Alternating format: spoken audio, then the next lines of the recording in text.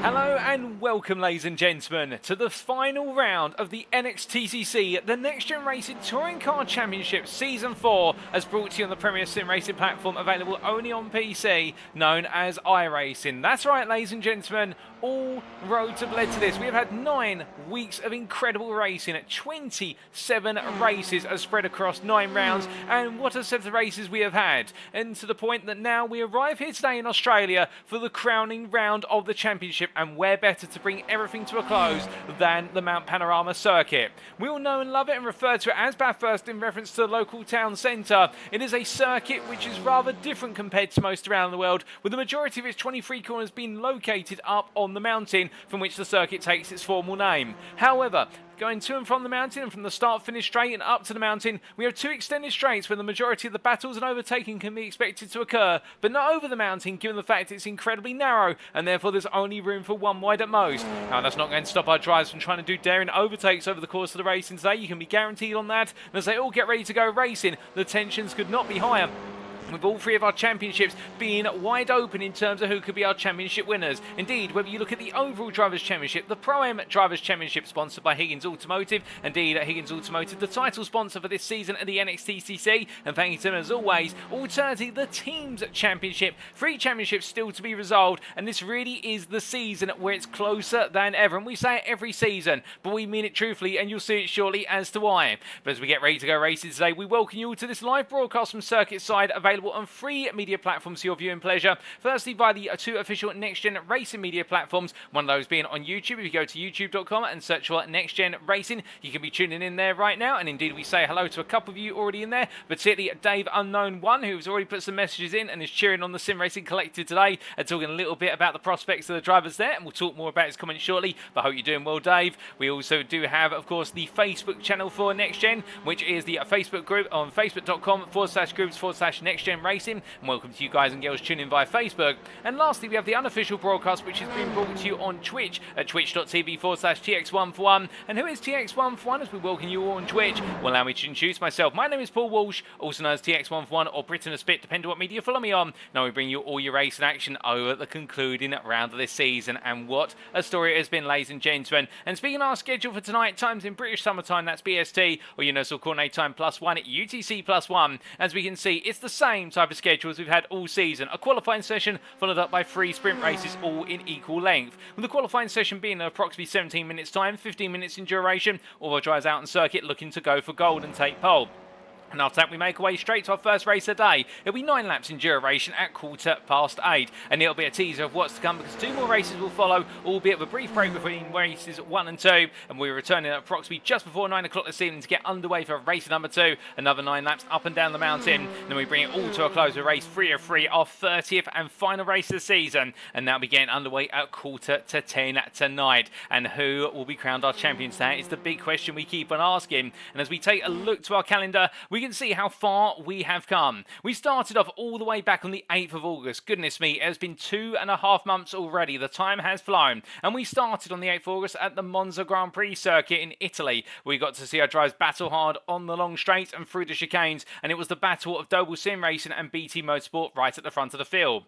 Then in round number 2, we made our way on the 15th of August to the Snetterton circuit in the United Kingdom. A one and only visit to the Great British Isle as of the course of this season, and we got to see on the 300 layout of the Snetterton circuit plenty of battles up and down the field. We saw drama in race number 1, where a surefire win for Bobby Thompson ending up in dismay and going the way of Dan Mould, and we saw in the final race of the day, Matthew Addy return to the top step of the overall podium, and indeed, what a drive for Matthew Addy to add his name to the books of what is Pro-Am drives to take an overall win in the series. And then round number 3, we made our way to the United States of America for a bruised and bumpy Road America race in the state of Wisconsin, and that was on the 22nd of August there, while 3 races saw our drivers get their elbows out in their first ever tour of Road America, and well, we're definitely considering going back there, perhaps not next season, but in a future season, because we got to see some phenomenal racing there, and it really saw the ante upped. And meanwhile, in round number 4, we made our way to Japan across the Pacific Ocean for the Fuji International Speedway, and then in the foothills of Mount Fuji on the 29th of August, we got to see the arrival of what was none other and then Jonathan Cook on the scene, with the Performance Link Esports driver absolutely running rampant in the final 2 races of the day in the Pro-Am class. Then we had our first mid-season break. We returned on the 12th of September for the circuit Charles Villeneuve in Canada, and there we got to see the Hybrid Street circuit catch many of our drivers out, but still at the front of the field, it was the ongoing charge of Joseph Doble for Doble Sim Racing, with round number 6 shortly following on the 19th of September, and we made our way to the Netherlands for the recently revamped circuit Zandvoort, with its heavily tuned and cambered corners, seeing our drivers go on full attack, and we did have some major scares at circuit Zandvoort. I do believe we had 3 safety cars, 1 in each race, but the Dutch circuit there leading some brilliant racing action when we did get to go green flag racing, and also the round being commemorated by the tribute to Dan Kirby, who we unfortunately lost earlier this year. But then we went into our second mid-season break, and we returned on the 3rd of October for the final 4 rounds of the season. Round number 7 was at the Belgian circuit, a circuit Zolder, where the chicanes caught many of our drivers out, and we got to see an exchange of places up and down the field, and Dan Mould constantly putting the pressure on what was Joseph Doble and Mikey Doble every step of the way. Then round number 8 on the 10th of October, it was the Tring Motegi circuit, our second and final visit to Japan, and the Grand Prix circuit there, seeing our drivers continue to hustle and bustle. And in the Pro-Am class, it was Lee Horn who really started to build up a lot of momentum, but we also got to see the turnaround of fortunes from none other than JW Motorsport's Reese Watt. And in last week, in round number 9 on the 17th of October, we saw our drivers make the way to Willow Springs Raceway, the big Willow layout, of course, in the United States of America, and the Californian circuit and the Californian sun did much to shake up the standings, with high curves catching many a driver out. We got to see some brilliant battling in the field through there, and indeed now we find ourselves today on the 24th of October in Australia for Mount Panorama.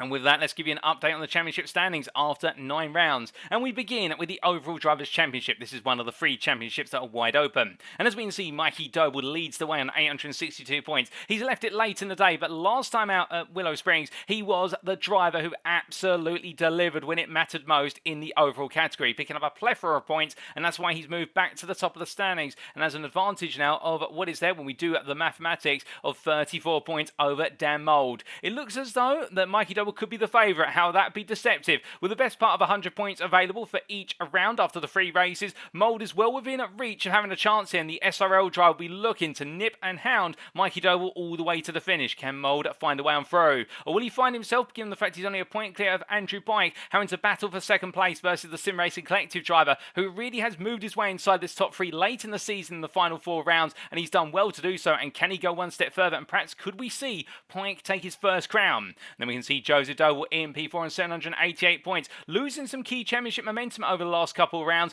but still in with an outside chance there versus Mikey Doble. But to do so, he'll first be targeting the top 3 finish in this season, given the fact that's where he spent the entirety of the season inside the top 3. And going into this round, it's the first time we've seen him outside the top 3. It's a shock. Then we can see MP5 Kieran Sharp there on 748 points, moving Gavin Gardner down to P6, and Kieran Sharp again demonstrating a late display of growing momentum in the Honda Civic Type R, head of the Audi RS3 driver, with Jamie Dory P7 a further, 24 points behind. In fact, it's 34 points when we do the maths right. And there's John Higgins Jr., Benjamin McCluskey, and Isaac Doble who complete your top 10. And Isaac Doble, the sole Pro-Am driver who is currently inside the overall top 10 and will be carrying some success balance going into qualifying and our first race a day.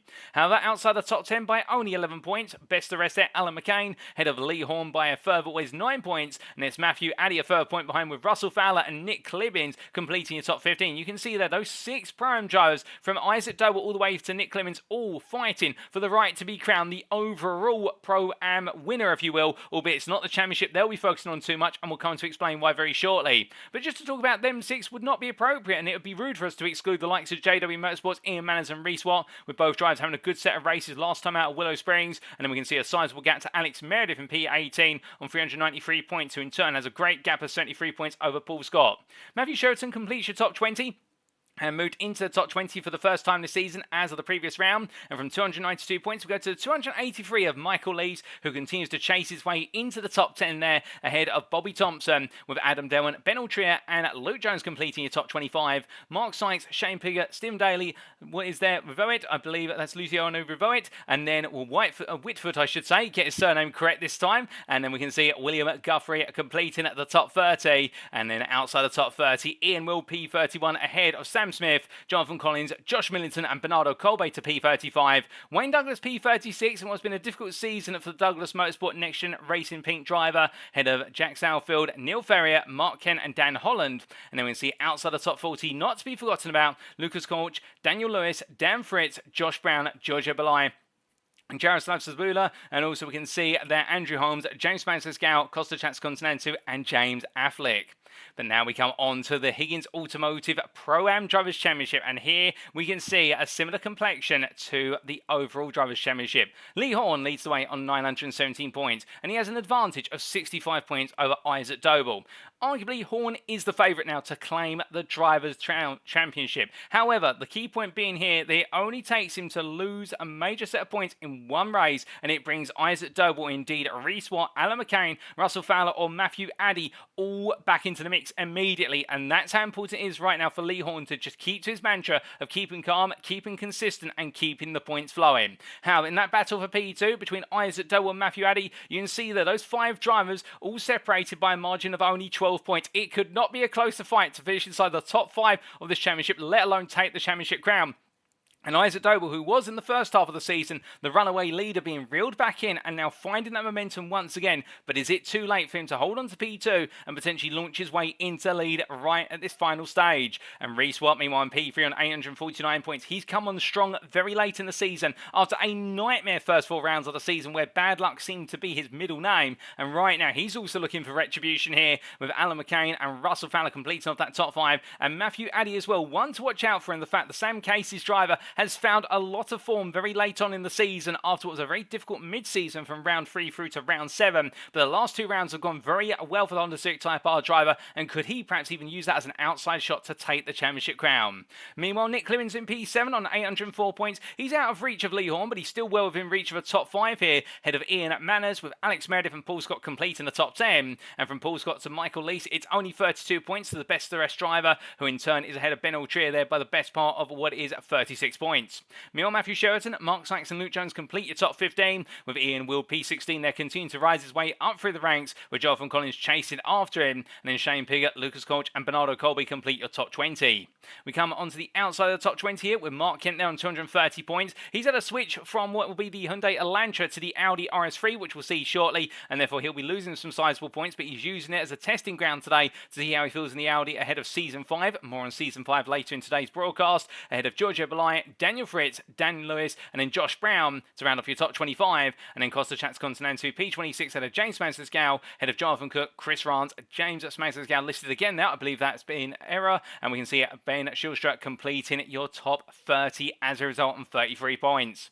But we're not done there, ladies and gentlemen, because now we come onto the Teams Championship, and well, you couldn't ask for this to be closer.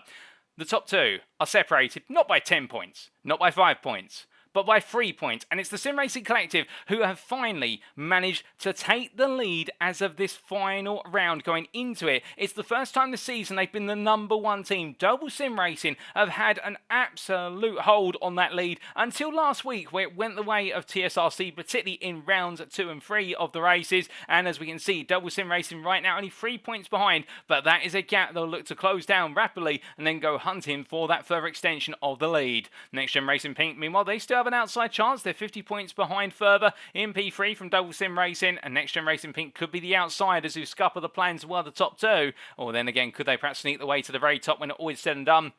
Same case with NXTGEN, holding on to P4 currently, but notice there the gap between them and iRacing Esports has shrunk down sizably. But look at that for iRacing Esports. They finally found their way into the top 5 this late on in the season, pushing JW Motorsport out by the best region of 10 points. But JW Motorsport are not going to sit there and let that go lying down. They'll look to try and fight their way back into the top 5. So we have a battle for what is their 3rd place on our hands all the way through to 6th place, as well as the battle for the lead. And then we can see Mark Sykes Designs as well, looking to try and chase down the heels of JW Motorsport, with SRL, Performance Link Esports and Chemical E-Motorsport completing your top 10. And then from the 506 of Chemical E-Motorsport, we have the 496 of Full Tilt V-Motorsport, who'll be looking to try and get a few more points on the board to finish inside the top 10. That has been their goal all season. Head of Aztec Racing with BT Motorsport, Team Forex by KAC Motorsport, and Whiskey Runners with NXTGEN completing your top 15. And it's Ace of Spades Racing, CSKC and Mally Motors, and Stone Cold Digital HHR rounding off the standing. So it's all to play for across all 3 championships, ladies and gentlemen. And as for our playground for today, it's none other than the Mount Panorama Circuit, located near the town of Bathurst in New South Wales, the state of Australia.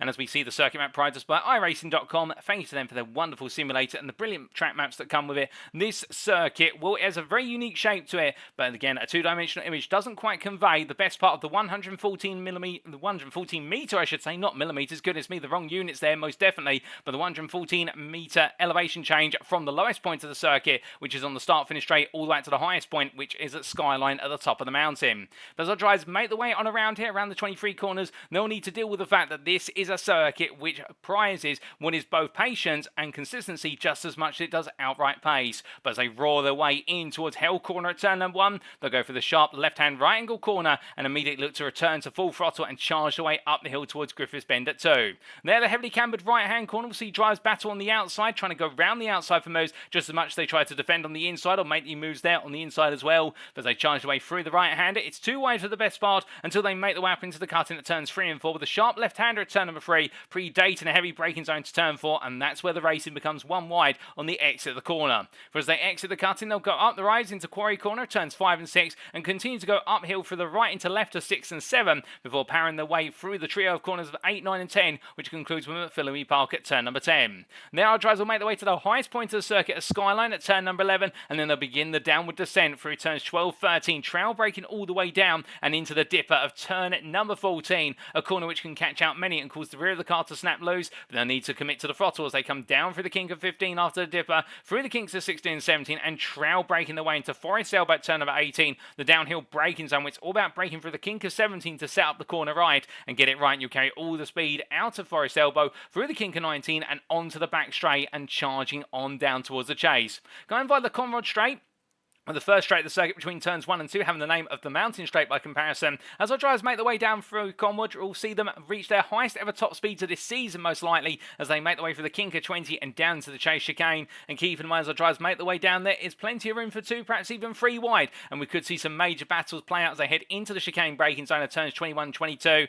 as they flex their way between the left and the right hander is then the short run down towards Murray's Corner at turn number 23, a downhill braking zone for our final corner, a left hand right angle corner once again with a very sharp apex curb, and that will see them onto the start-finish straight to complete lap and do it all over again. Well, if that doesn't set you up with in terms of racing appetite, I don't know what will. But let's give you a quick reminder of the rules. As always, in terms of setup, this is a fixed setup series with the setups provided to our drivers ahead of each and every round of racing by the NXTGEN racing admins. Driver classes are finalised as of round number 3. And in terms of the sprint race grids, the race 1 grid shall be set based on results of qualifying. That's a given as always. The race 2 grid shall be set based on results of race number 1. So the winner of race number 1 starts on pole for race 2, and we take the grid order subsequently from there. And the race 3 grid shall be a reverse grid based on results of race 2, the reversal position being drawn live from the commentary booth between P13 and P23. Indeed, it'll be the last time this season I do the lottery ball draw, and as we bring the balls out and add them together, we'll get the number between 13th and 23rd place, and that's where we take our final reverse grid from for the season. And each driver shall have 1 fast repair available in each race. We're not expecting them to pit unless they pick up damage, or alternatively they get a drive-through penalty, more on that very shortly. But each race shall conclude after the allotted lap amount, which is 9 laps, alternatively 30 minutes. We're expecting it to be lap-based unless we see multiple safety cars.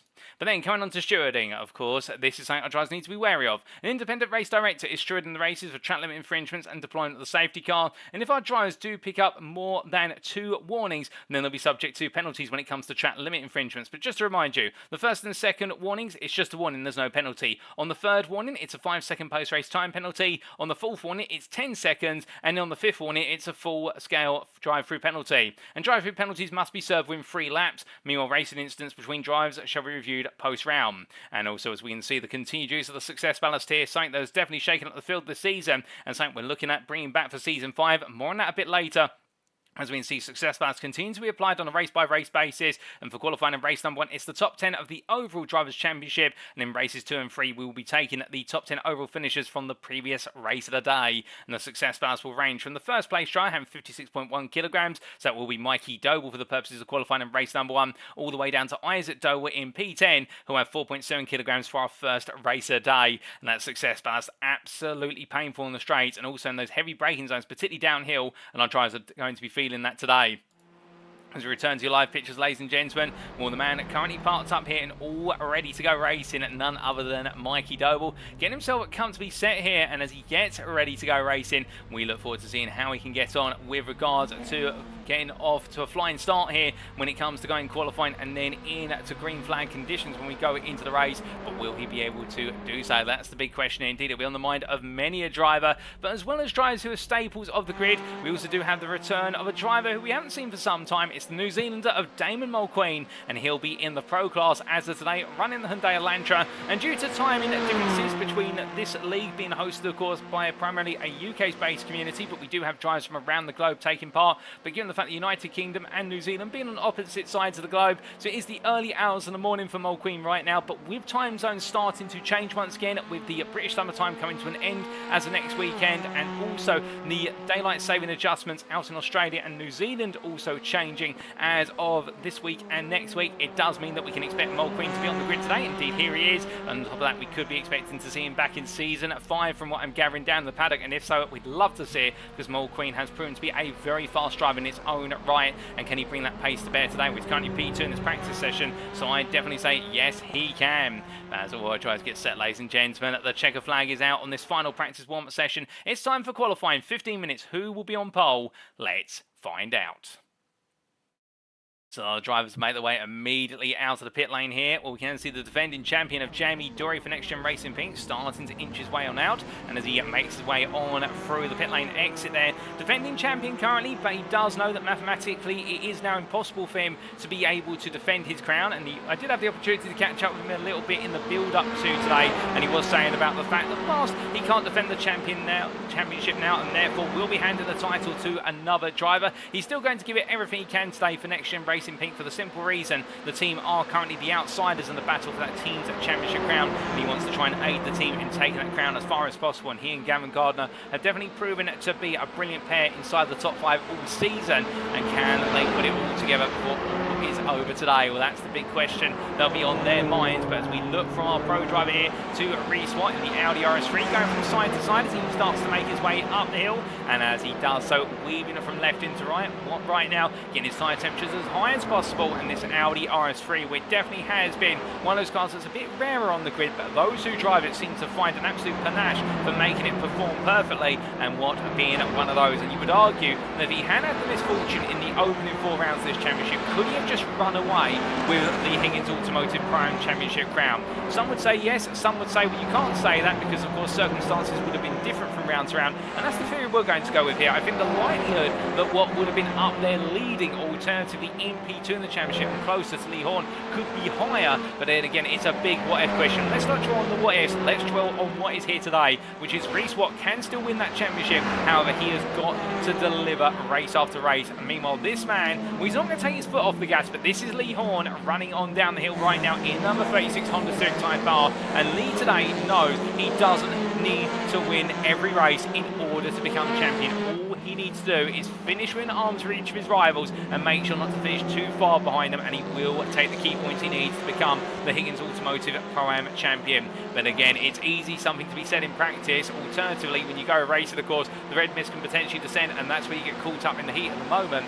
But as we do say hello to more and more of you guys in the chat, including there in the YouTube chat, what is John Higgins, that's John Higgins Sr., who we'll be hearing from later today, as he will be announcing, of course, the final Higgins Automotive Pro-Am driver of the day, and we'll get his thoughts on the season as well. But already saying he can't believe it's the last round already. Looking forward to tonight. Hopefully everyone has their race heads on. Good luck to everyone tonight. We also see him saying there, come on at Sim Racing Collective, hold that 3-point lead. Indeed, it's so close between the two teams there. We also say hello in the Facebook chat there to John Meredith, who undoubtedly will be cheering on a good number of drivers on the grid, but one driver in particular, his son Alex Meredith. And John, we have to ask you, if you are there in the chat right now and you're listening, when can we expect to see you back on the grid in the NXTGEN Racing Series? Could we tempt you by joining us with touring cars? For the simple reason, we love to see Alex out there, but all the merrier when we have all the family out there, surely. And well, we'd love to see you go racing on the grid. But as we do see Alex Meredith making his way up for return at number 2, well, he's going to be giving it everything today. He was getting some tutelage from Jamie Dory in the build-up to tonight. He has been struggling around this Bathurst circuit, and to be fair, that goes to show you how the Fat R Pro drives very open to helping out some of the lesser experienced drivers, or perhaps the drivers who are not quite on the pace of certain circuits. But after about 5 minutes of tutelage from Jamie Dory, I can tell you one thing: Alex Meredith's lap time suddenly improved by the best part of half a second. And I think the one thing he's been struggling around here in the Elantra is the brakes in this car, particularly getting used to the fact of avoiding triggering the anti-lock braking system on this touring car, which causes those brake zones to be overextended, because of course when the ABS gets triggered, it interferes with the manual braking that the driver does, and it naturally lifts some of the pressure off the brakes, particularly those front brakes. As he comes on down the hill, he'll be putting the pressure on them fully right now, trying to go all in. As he winds his way down, you can see the rear of the car sliding loose there, and the rear brake bias these drivers are running is close to 40%, which is noticeable in the fact they're trying to get the rear of the car to come loose off of the brakes, and therefore really to get the turn in on the nose and avoid that understeer, which plays the touring car racing class machine. Because at the end of the day, it's front engine, front wheel drive, and therefore all the weight's in the front, and the front wheels have to do all the hard work. The rear wheels, by comparison, get quite an easy time of it, it must be said. But as we also say hello there in the YouTube chat to Corporal Collins, who's cheering on the number 1, 2, 3 car, and I do believe That'll be in the car of Jonathan Collins, and here he is, the Whiskey Runners with NXTGEN Racing driver in the Veloster, making his way on down into Forest Elbow right now. We also say hello in the Facebook chat there to what is Matt Emmons, who's looking forward to seeing some good clean racing. I hope you're doing well, Matt, and also to Corporal Collins in the YouTube chat. I hope you're doing well as well. We also say hello to Verano Motorsport in the YouTube chat, and glad to have you tuning in at Verano Motorsport. And well, with that, ladies and gents, we turn our attentions now to the first lap times that are starting to come in from our drivers. And when I had the opportunity to catch up with this man, Benjamin McCluskey, or Benji McCluskey as he's known to closer associates in the build-up to tonight, the NXTGEN Racing driver was saying to me the fact that given the temperatures here today are a little bit warmer compared to the practice sessions that were held as of yesterday, right now it does feel as though it does put the racing a little bit more on a knife edge, because that way the tyres do come up to temperature quite rapidly, and whilst it's okay in qualifying in the race, it can lead to some heavy tyre wear, and that may just cause some drivers to lose some pace towards the end, particularly when they have success ballast in the car. But McCluskey already putting the fastest time on the board as he makes his way on through there, and as he continues to charge and around here. I do wonder whether right now McCluskey will be feeling as though the luck could be on his side today. We'll have to wait and see, but as he makes his way up the hill, we also do look to Jaroslav Sabula, as we do see here the Polish driver coming on through the right-hander at turn number 2, and up towards 3 he goes in the Hyundai Veloster, and a driver who last time out, when we caught up with him after the racing, really just had no luck with regards to the Willow Springs Raceway Circuit. Was looking very fast, but in every race something went wrong, particularly races 1 and 2, and in the end, even in race number 3, later in the race when he was battling for a prime podium, racing in the prime class here today as well, after making his debut, he just didn't have the luck on his side, but we wish him all the best luck today. And also I do believe he wasn't feeling too well last time out. I believe he had another bout of COVID, and indeed a multiple times sufferer from COVID. I'm very sorry to hear that, and hopefully he's been able to clear it today as he makes his way over the rise and down in towards the dipper here, and bringing that Veloster smoothly on down. Indeed, the approach there just goes to show you how much he's a master of the car as he winds his way on through, and now heading his way into Forest Elbow once again. But as we say hello there to Catherine Meredith in at the YouTube chat, and meanwhile we can see Dave Unknown saying Mr. Southfield clearly got the memo. And as our drivers make the way on through here, we do look to the Sim Racing Collective drivers, including Jack Southfield, back on the grid today after we've missed him for a couple of rounds. He hasn't been around, but the TSRC Honda Civic Type R driver going on the full offensive here. No success ballast in the car currently, so the 64 driver here absolutely flying high. He's also in the tow of what is one of the full tilt B motorsport cars. And when you look at those full tilt B motorsport cars, you'll notice they're running slightly different liveries today, and that's because they're trying out a new livery design concept ahead of Season 5 of the NXTCC, which more on that later on today's show. I know I keep saying it, but just to make sure you don't get too accelerated at the prospect of a new season, because we've still got this season to close out. But as we do see Southfield crossing the line there, goes even faster, pole position on 2:19.700, a phenomenal time there from Southfield, but immediately Jaroslav Sabula goes even faster on a 19.524. So right now he is looking very close up there.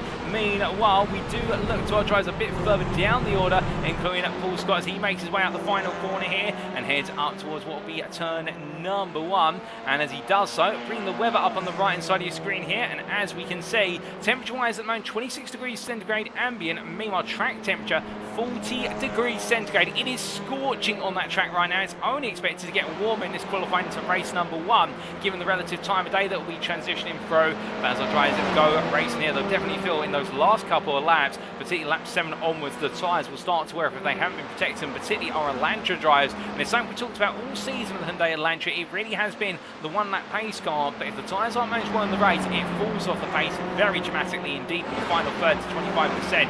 Now, the Audi RS3 really has been a stall of pace all the way through, as has the Honda Civic Type R, albeit the Honda has had it all on the brakes and in the corners, but hasn't had it on the straights compared to the Audi. And then the Hyundai Veloster really has been the jack of all trades, master of none, which has proven itself time and time again. All 4 cars, by the way, this season taking at least 1 win, if not multiple wins, and that goes to show you how close this field is. Plus, also when you do throw the success ballast into the mix, how that mixes things up as well. But as our drivers carry on here, half the qualifying session complete, still half of it to go, where everyone right now rolling on round here and very close together as well.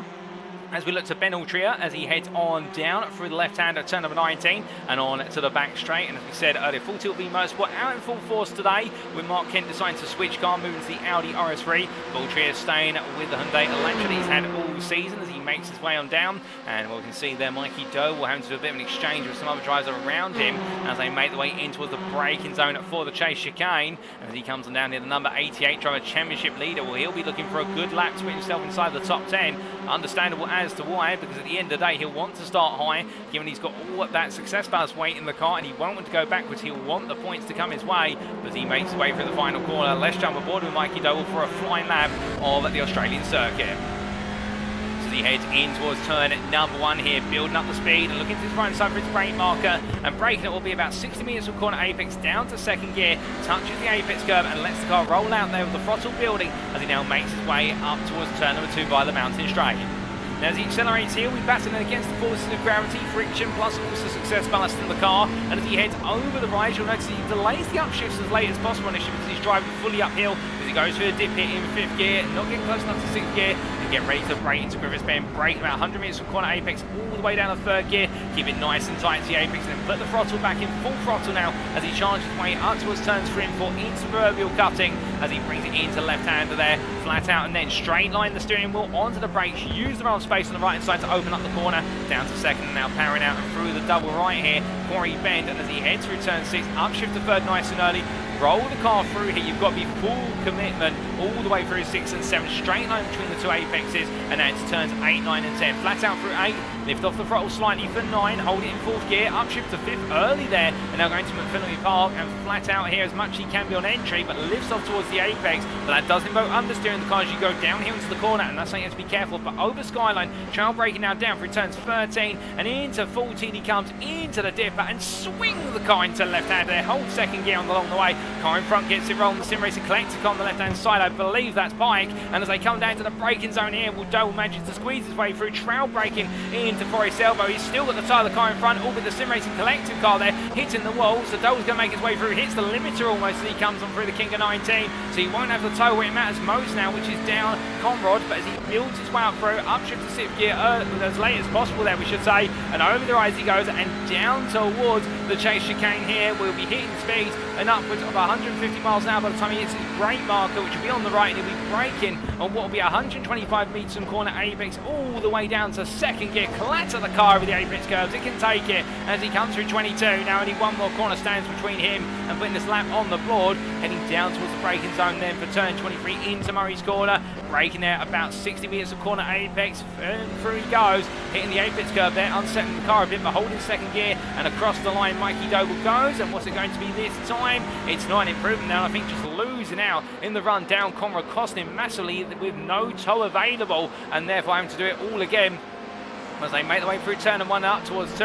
Right now I can see their Dave Unknown 1 saying, I love how close this quali is, and indeed as Damon Mulqueen on close to home territory here, sets British Vault on a 219.409. Well, nobody set any 218s, which we did hear was set in the practice session last night, but I think that's because of the higher track temperatures here today, ladies and gentlemen. We are seeing at mid 219s being the target, and Mulqueen ahead of William Guthrie right now, and Guthrie only a 10th off, but as we can see the top 3 separated by 1/10 or just over that, with your Pro-Am pole sitter of Sabula in P3 currently, and then all the way from P1 to P10, so from Mulqueen to McCain, it's only 7/10, and at this circuit 7/10 is a small margin when you consider just how much of a do-or-die approach you've got to take over the mountain here, and will every mile now you can take extra over the mountain, it gives you a 10th or 2 in natural course. But as we do see Mulqueen making his way on through, the Synergy driver there looking strong right now as he comes on through the right-hander of 6 and 7. As he makes his way up the hill and over the rise. Meanwhile, we do look from here to Lee Horn, who right now P21 in the Pro-Am, well, in the overall category, and meanwhile in Pro-Am class, when it's P9. Well, the 36 driver here, I think, won't be too perturbed by this, but he'll know his work's now cut out for him, because if he can't find a way to improve on what will be this lap or his next lap, which will be his final one, given we've only got 1.5 minutes left on the board, and then it will be a challenge here with regards to Horn, and to really start further down the order, and albeit he will get some points for P9 when he goes racing if that's where he's to finish, but I think he'll be worried about the fact he does have some big names in front of him, and perhaps the biggest one right now which will be of concern is Russell Fowler in the Audi RS3, who's P6 overall, P2 in the Prime class, and this is what Fowler needs, this is what the doctors ordered if Fowler wants to sneak this championship away. Now we should point out, ladies and gentlemen, that unlike our slight mistake we made at the end of Season 3, where we prematurely announced the championship had gone the way of Mikey Doble, only to find out when it came down to result count back in the end that Jamie Dory saw the overall championship swing his way. We will be giving you updates on the championship standings between each of the rounds as they're updated by admins in the background, but we won't be making any formal statements as to who's taken the respective championships unless we know already from official confirmation from the admins. We'll give you those updates once all the racing has concluded and we make way to interviews tonight, just so that way we don't get things wrong. We want to make sure we get things right for you. But right now, as we do see it, Reese Watt going a bit faster off camera on a 2:19.581. If that's good enough for P5. Meanwhile, Joseph Doble goes even faster at 2:19.404. The 22 driver going all in here. He's only 5 thousandths faster than Mulqueen, but given the fact we've only got 3 or 4 seconds before this qualifying session sees its checker flag, can Sam Smith get across the line in time? I don't think Smith has. I think he's missed out on the checker flag waving, so Sam Smith will not get a final lap in. Everybody else will, however, so now we have got the long run this qualifying session, of course excluding those drivers who are already in the pit lane. But we can see right now, I think Smith 9, this hasn't come his way, but everybody else is still out there on a final lap. And Benjamin McCluskey, despite being very lonely on circuit, he really has proven to be a bit of a solo warrior in terms of not wanting any tow, just wanting to do these laps by himself. Although he has no success ballast in the car, to put it P4 without a tow, 1.5 tenths off a pole, that is phenomenal from the Veloster driver as he comes on down into Forest Elbow here and just using that wonderful 4-cylinder engine of the Veloster to deliver as best he possibly can as he heads up towards what will be now the Conrad Straight as he charges on down. Meanwhile, we do look from him to some drivers further on back, and here's a bit of a traffic jam as we see a car running wide. That's Dan Mould who's got it wrong, and Mould right now all the way down in P15 in this qualifying session. That will be where he qualifies at best, given the fact he has had that off track which will invalidated the lap, so Mould's qualifying not going well for SRL. And that could potentially tip the scales a bit. Mikey Doble behind him, P16, but they'll literally be on the same road. That's how they qualify, and that could lead to a spectacular opening race between them, given the fact they're the two main belligerents in the battle for the overall Drivers' Championship. But as we do look here to Matthew Addy coming on down, currently P12, Mulqueen siphoning the slipstream off of the back of his car. Well, from him we go to Russell Fowler, and as Fowler comes into the final corner, can he find a bit more time to put himself back ahead of Reese Watt, or will it be too much of a breach to cross here as he crosses the line? What's it going to be for Fowler as he heads on through? It's not an improvement for Fowler. What about for our drivers coming up behind, including Gavin Gardner then?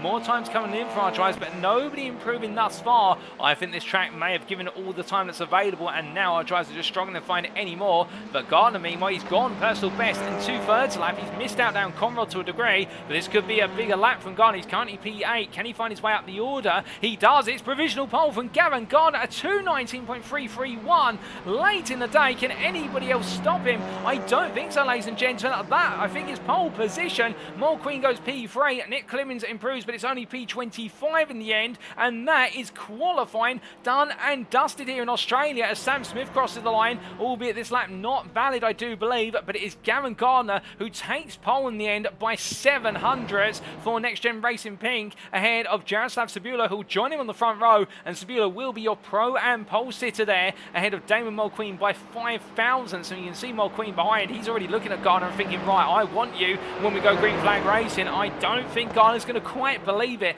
that he snuck this pole away right at the end of the day. But meanwhile, we can see there the top 6 separated by only 2.5 tenths, and the top 10 separated by, what, 6.5 tenths, with Jamie Dory taking P10 and Joseph Doble just behind him. But we've also got a very tasty 8th row of the grid, ladies and gentlemen. Dan Mould and Mikey Doble will be lining up together there. And in the Pro-Am class, well, Lee Horn will be starting P21. But meanwhile, the big names are Reese Watt P6 and Russell Fowler P8. They're the big names to take on Lee Horn, and already I think Horn is going to be concerned at the fact that he's qualified well down the order. He's also got Matthew Addy in front of him and Alan McCain as well. So Lee Horn right now in that battle inside the top 6. The only driver he's managed to qualify ahead of is Isaac Doble, who will be starting P22 alongside him on the 11th row. But all his rivals will be starting ahead of him, and that's not the way you wanted to go. But speaking of where things should go, let's make our way then onto the grid for our first race of the day. And this is how they'll line up in the first race of round number 10 of Season 4 of the Next Gen Racing Touring Car Championship, the NXTGEN, sponsored by Higgins Automotive. And as all drivers make their way into their positions, it's Gavin Garner who starts on pole for Next Gen Racing Pink, ahead of Semper Racing's Joseph Doble. We then have behind the prime pole sitter, congratulations Doble and Gardner, we have behind the pole sitters Damon Mulqueen with the privateer, joined by William Guthrie for Full Tilt V Motorsport. Benjamin McCluskey starts P5 for Next Gen Racing, ahead of Reespot for JW Motorsport, with Jack Southwood on his return starting P7 for the Sim Racing Collective, joined by Performance Link Esports' Russell Fowler P8. P9 goes to Luke Jones for JW Motorsport, with Jamie Dory starting P10 for Next Gen Racing Pink, and then behind the number 1 driver on the 6th row it's Joseph Doble for Doble Sim Racing and Matthew Addy for Sam Case for Next Gen. We then have on row number 7 the pairing of Paul Scott for Sam Case for Next Gen and Alan McCain for iRacing Esports, ahead of Dan Mould for SRL and Mikey Doble for Double Sim Racing. They're on row number 8, watch out for them. And then John Higgins Jr. starts P17 for the Sim Racing Collective, joined by teammate Andrew Pike on the 9th row of the grid, with the top 20 being rounded off by Kieran Sharp for the Sim Racing Collective and Benel Trier for Full Tilt V Motorsport. We then have on row number 11 Lee Horn for Sam Case for Next Gen, joined by Doble Sim Racing's Isaac Doble, with Alex Meredith for Chemical E Motorsport starting P23, ahead of Sam J. Smith for iRacing Esports. And then on row number 13 is Nick Clemens for iRacing Esports and Mark Sykes Designs Mark Sykes. Jonathan Collins starts P27 for Whiskey Runners with Next Gen, ahead of Ian Will for CS Sim Racing with Mally Motors. And our final row of the grid will go to Mark Kent for Full Tilt V Motorsport and Andrew Holmes the privateer. Neither driver set in the qualifying lap, but they'll be starting P29 P30. But that's the grid, ladies and gentlemen. All drivers in position or thereabouts. We are only now about 10 seconds away from the lights out procedure, and 9 laps of racing await our drivers in the first race of the day here in Bathurst, New South Wales of Australia. But will it be Gavin Garner who comes on through to take victory from that pole position that was unexpected, or could we see some surprises further afoot? Well, here are the lights, and here we go. 1 red light, 2 red lights, 3 red lights, 4 red lights, 5 red lights. And it's lights out and away we go for our first race of the day. And Garner gets a good start of the line. See Sabula there bogging down by comparison as they make their way into the opening braking zone. But further back as the top 2 break away, Damon Mulqueen just being caught out there. But William Guthrie, who goes around the outside. A nice move from Guthrie to take the P3. But now it's the first drag race of the day here as they make their way up the mountain straight. Everybody safely through turn number 1. But meanwhile, Sabula already going on the offensive here as they make their way on through. The Polishman trying to go around the outside of the Englishman as they head in towards the braking zone. Behind 2 wide there between Watt and McCluskey further on through, and as they head on through the corner, Garner's going to back off there and I think focus on running for key points later in the race. But Watt here trying to battle his way past what is McCluskey, wanting to get as much coverage between himself and Russell Fowler before Fowler finds his way on through, understandable, as they head into the cutting here, side by side, Southfield into the wall, after contact with McCluskey. I think he survives it just about in terms of the car keeps on going, but that's a sign there of things to come if they don't back off and decide who's going to go as the leader and who's going to go second through there. But meanwhile, Mikey Doble, slow start by comparison with Dan Mould. Mould holding on to P15, Doble meanwhile down at P18. We have had an incident for Mark Kent at the cutting, meanwhile going to the wall there further back. That was Nick Clemens, who's had a huge bump with the wall at turn number 7. Car carries on here, but already 2 drives falling foul of walls, and one's gone round, and that's in the form of Mark Kent, who are waiting to understand what's happening. Oh my good lord! And even further contact there for Ian Wild, who hits the outside wall coming out of 9, and the suspension, that car is broken on the front right. He's going to have to bring that car to a stop. You see that the suspension is down, but meanwhile we look back here to the battle for P2. Guthrie has found his way on through. Meanwhile, we have lost a driver at the front of this field, and that's none other than Joseph Sabula, who's had a major error of some description and dropped a long way down the order. It is Gavin Garner who's back into lead as they come off of the mountain for the first time of asking, and down Conrad they charge, but as they make the way up towards the chase chicane, it's Guthrie and Mulqueen right now with the focus of attention inside this top 3, battling for position, and neither of them are championship contenders, but right now they're battling as if it's for the win, and you can understand why they both want to get off to a good start. Meanwhile, as they decide to square off for now, and it's going to be Guthrie who holds on to P2. Southfield is still trying to break his way past Russell Fowler as Fowler goes round, and as he does, Fowler clips the front end of Southfield's car. Southfield had nowhere to go other than into the side of Fowler, even though he put the brakes on, and that's a front bumper missing, and my goodness, it's a disaster for Jack Southfield after what was looking to be a strong start to the day. Front bumper is off their Honda, and as they make the way onto lap number 2 here, which drama early doors as they charge on through into the next braking zone, but coming on down. Meanwhile, we can see that a bit further back we have Alex Meredith battling here with Nick Clemens. as they fight their way into hell corner at turn number 1. And Meredith here on the inside, but he doesn't have as much run space in order to get the throttle fully down, so therefore he will tuck in behind one of his rivals in front. In fact, he was battling there with Sam Smith, we should correct ourselves. Clivins is watching from behind and trying to get involved here as the iRacing Esports drivers are trying to work together to make the place on Alex Meredith, but Meredith right now really in the sandwich, and as they make the way into turn number 2, Mark Sykes then just behind ahead of Paul Scott, but as they make the way on through, in fact that's Andrew Holmes there, we should clarify, in a similar livery to Paul Scott. Oh goodness me, we've got a car around there going up the mountain, and I believe, unless I'm very much mistaken, that is Jack Southfield pointing in the wrong direction. He's towed the car off the circuit immediately there for safety concerns. Well done to that man, but right now it's a disastrous start for the Sim Racing Collective's driver. But Isaac Doble getting ahead there as Sam Smith as they make the way on through Quarry and over the rise of 7. As they charge the way on through, we look back here from the rear of the Doble Sim Racing driver on board as they make the way through the trio of corners of turns 8, 9 and in towards 10 now for Philippi Parr. And you see that everybody having to stay nose to tail as they come on through for the simple reason there's no real way to go up the inside unless the driver in front of you makes a major blunder. But Doble doesn't make those blunders for Doble Sim Racing. Number 65 driver really has been one of the stars of the season as he makes his way down into dip. But you see Smith all over the back of him as they come down through the dip and in towards Forest Selva. And Smith eager to make a move, a bit of a rub on the back of the car there, but nothing too much to read into. Meanwhile, coming in hot is Ben Altria, and Smith goes sideways there, albeit the field all Constantina in behind. That's going to buy Isaac Doble a lot of breathing room, but Altria just getting a bit too eager with the move. All turns, he missed his braking point, had to try and get the car on the inside. Well, either way, this is going to bring Alex Meredith in side by side as they drag race their way down Conrad. Up the rise they go and then down in to the Chase King very shortly. And as they do here, we can see already everybody battling 2 by 2. They go, it's like Noah's Ark here, but right now they're trying to behave like race drivers, not animals. They make the way into the braking zone. Altria defend on the inside there. Meredith turns sideways and a bit of contact by looks things with what was Smith, I believe, although I'm not sure it was contact or whether Meredith had gone. Given the camera angle, it looks like there might have been contact, but it wasn't the best camera angle. But as they come on down here, well, Meredith brings it back together, but you lose out multiple places as they make the way into the left-hander of what is here Murray's corner, and they go racing once again. Altria holds off what is there, I believe, Andrew Holmes. Well, in fact, Andrew Holmes just in front of him trying to make the move here on Holmes as Meredith tucks him behind, and meanwhile Collins going slowly in the rear of the picture. I wonder if Collins has got a problem on that car. As they make the way on through turn number 1, going on to lap number 3. We look back to your leaders here, ladies and gentlemen, and well, after 2 laps of racing, it's Gavin Garner who leads, and a William Guthrie P2, followed by Damon Mulqueen P3, then Benjamin McCluskey P4, Reese Watt, your prime leader, P5, ahead of Jamie Dory P6, Lou Jones P7, Joseph Doble P8, Matthew Addy P9, and Paul Scott rounds up your top 10 with Alan Kane Besteres P11 and P5 in the prime class. Keep in mind he's got between him and the leader of the class of Reese Watt, he does have Jones, Addy and Scott, so therefore our prime drivers really coming on strong in the early stages of this race. But meanwhile, one driver who all went wrong for right at the start of the race was for Mark Kent in the prime class, and what exactly happened to Kent? Well, here's a replay to find out.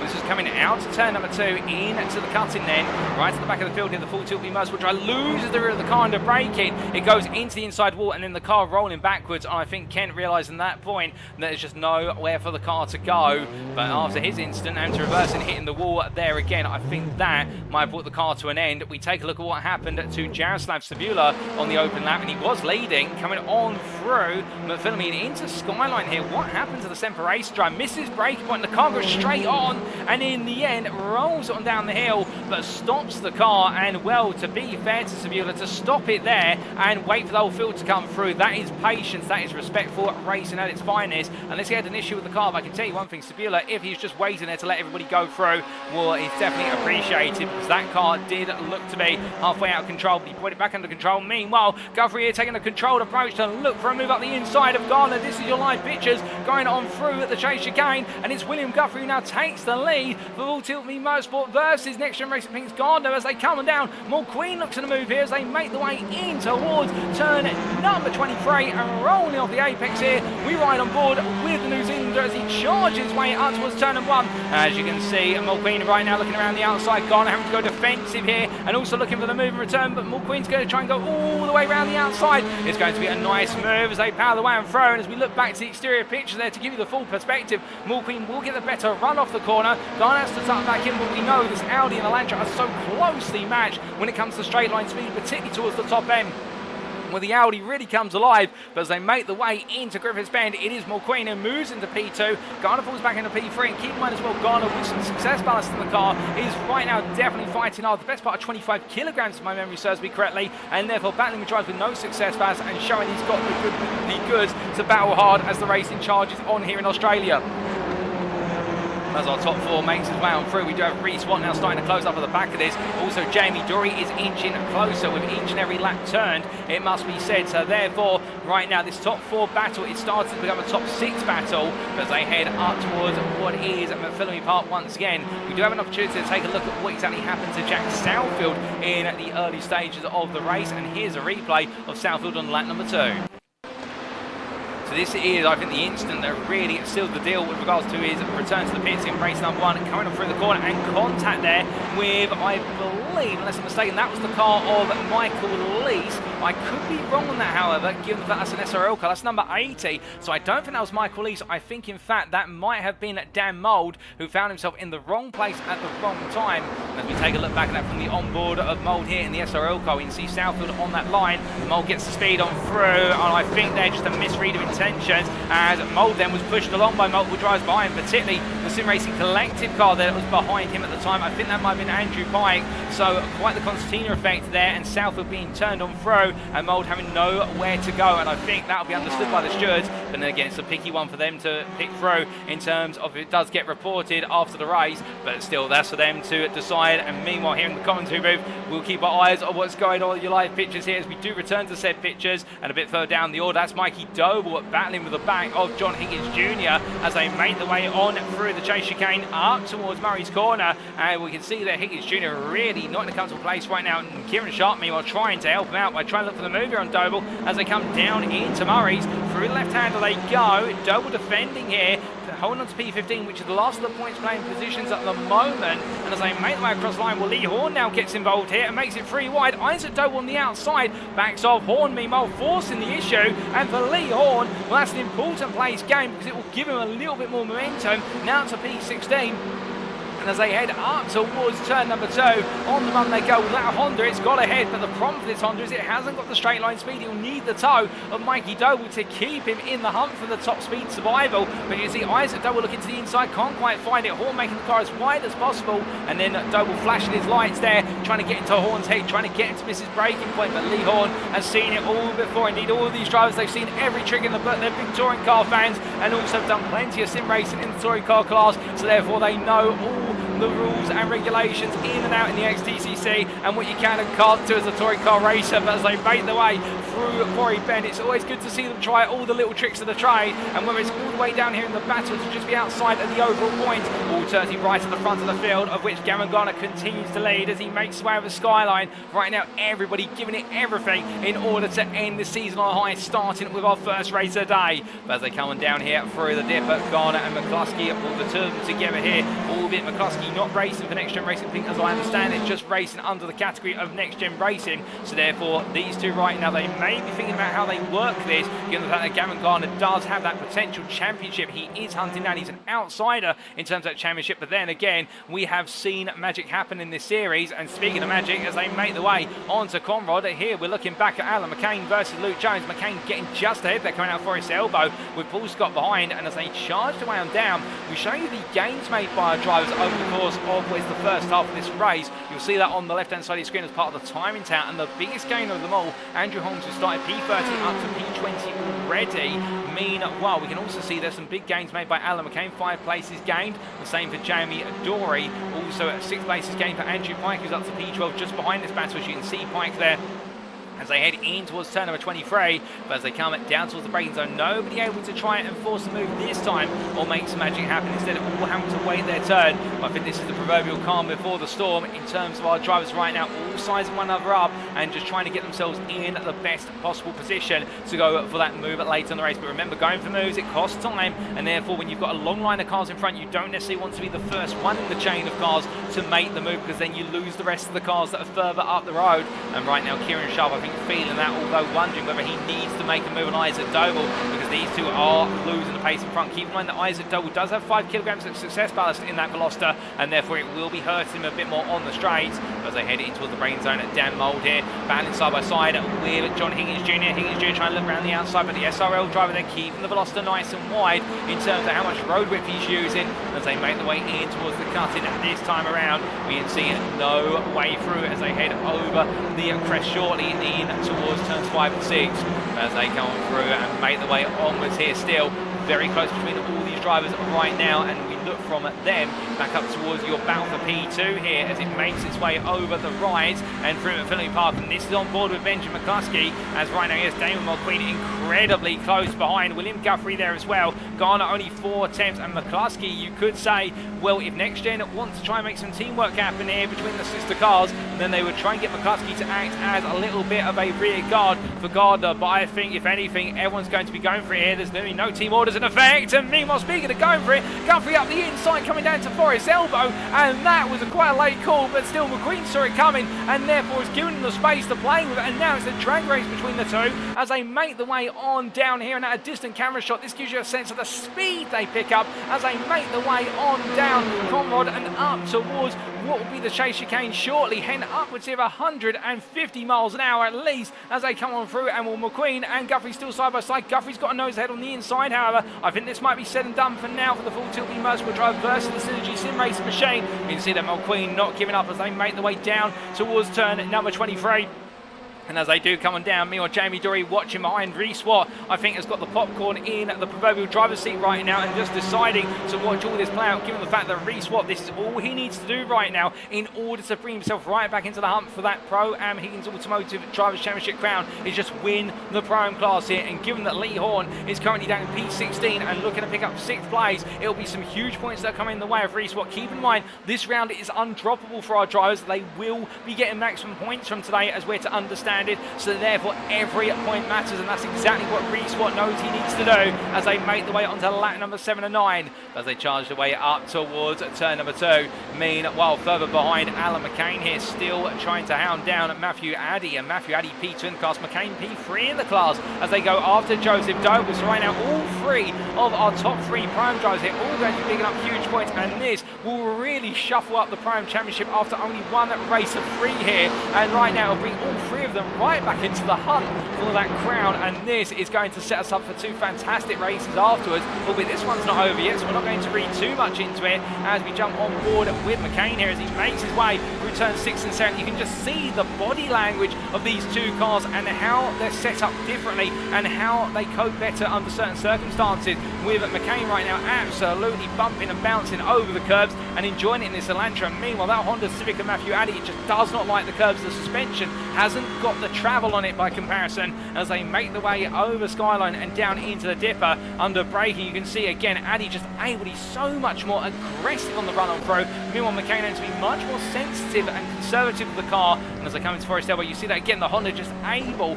to be more aggressive on the initial braking phase. But the problem that Addy has is he's boxed in slightly behind Joseph Doble, who in the Veloster doesn't quite have the brakes of the Honda, so therefore it's all this that runs over the mountain and then down the straight here. Well, Addy will have the toe of Doble, but in return McCain has the double drive, plus also he has that top gear, or that top end we should say, of the Elantra, and that is what gives the South Korean machine the opportunity to really try and close up here, albeit it's little by little currently as they make the way down into the chase, and as they come onto the brakes here for the 7th time today, no way through. All 3 drivers stay exactly where they are, but you see McCain so close coming out the corner here. He's pushing it, he's willing the car to go a bit further, but as they make their way down into Murray's, well, right now there's just not enough space to be able to go for it. But from them we look a bit further back here, and it's all opened up in this battle for what is P15. Mikey Doble at the head of the group, with Isaac Doble and Lee Horn sharing the same corner as they make the way out to 23 and on to the penultimate lap. As they head in towards the braking zone with Horn on the right, you picture he's had a poor run up the corner. Isaac Doble goes defensive. Horn says, no you don't, I'm getting right back up there, using Honda's brakes. And Doble turns in, he finds the rear quarter panel, or that what is there, or the rear quarter, the side panel we should say, or that what is Horn's car. And meanwhile alongside him is Kieran Sharp, albeit Sharp having some latency issues there and therefore faded in and out of existence. But as he returns from the internet ether, right now it's Sharp versus Isaac Doble behind Horn as they make the way up towards turn 2, and this in itself is a huge battle because right now Isaac Doble could effectively be looking at a result that puts him out of the Prime Championship running with 2 races to go, or puts him on the periphery of that and needing an absolutely huge turnaround in the next 2 races, given the fact he's currently on course to finish behind Lee Horn, and also he's down there towards the bottom end of the eligible championship battlers. As they make the way through turn number 5 and in towards 6, Horn not able to break away from Kieran Sharp, and that pressure absolutely bearing down on them, and it's not comfortable pressure, I can tell you that. But meanwhile, looking from them to, what is it, John Higgins Jr., still trying to keep Mikey Doble behind him as they make their way over the crest. And remember, it's just as much a battle here for the Sim Racing Collective driver in terms of with his rival on circuit as it is a more important battle perhaps for what is the team's championship, where the Sim Racing Collective will want their drivers to stay one step ahead of Doble Sim Racing to maintain that 3-point advantage, albeit it will sway back and forth over the course of the night, there's no doubt about it. But every point they can gain right now will be pivotal, and I can tell you with how all the drivers are mixed in together at the moment, it will be Doble Sim Racing who do get a slight improvement in their points and do take the lead, given the fact that Joseph Doble is up in P7 and he is comfortably away from the rest of the Sim Racing Collective and Doble Sim Racing drivers in this field. But meanwhile, speaking of one driver who's not away from all the action at this, Benjamin McCluskey, and right now he's got Guthrie up his inside, and Guthrie's done this once before versus Mulqueen. He tries to do it again versus McCluskey, but McCluskey says no you don't, and as they make their way down, Mulqueen here trying to go around the outside down to Murray's, looks for it once but backs out immediately, knowing that 2 does not go into 1 there unless you're on the inside. As they come on through the left-hander, final lap coming up, white flag begins to wave. It's Gavin Garner who leads ahead of McCluskey with Guthrie and Mulqueen behind, and then Jamie Dory and Reese Watt. What having a look here versus Dory, trying to go for the move, can't quite find it at the moment, but could that be a sign of something to come? As meanwhile we can see Joseph Doble has still got Matthew Addy and Alan McCain behind, and well, Joseph Doble's just not been able to shake them, but do keep in mind he does have the best part of 30 kilograms of success ballast in that Veloster. Meanwhile Addy and McCain have none, and therefore they can really run close to him. But the point being that McCain and Addy right now battling for 2nd place in the Prime class here, both of them wanting to gain the maximum possible points of one another. It's going to be McCain on the inside, Addy on the right of your picture, McCain on the left, and as they come in towards Griffiths Bend, McCain's not going to back out. This has been waiting for this opportunity. Brake disc glowing red hot at the rear of that Elantra. Side by side they come out of the corner. It's not over yet as they make their way into the cutting, but who is going to cut in front of the other? It's not going to be over yet until they get to the braking zone. It's still side by side as they come on through, but as they make the way on around, Addy has to yield. He's on the inside line. He hasn't got the space to play with, and Alan McCain was a sensational move, and credit of both drivers.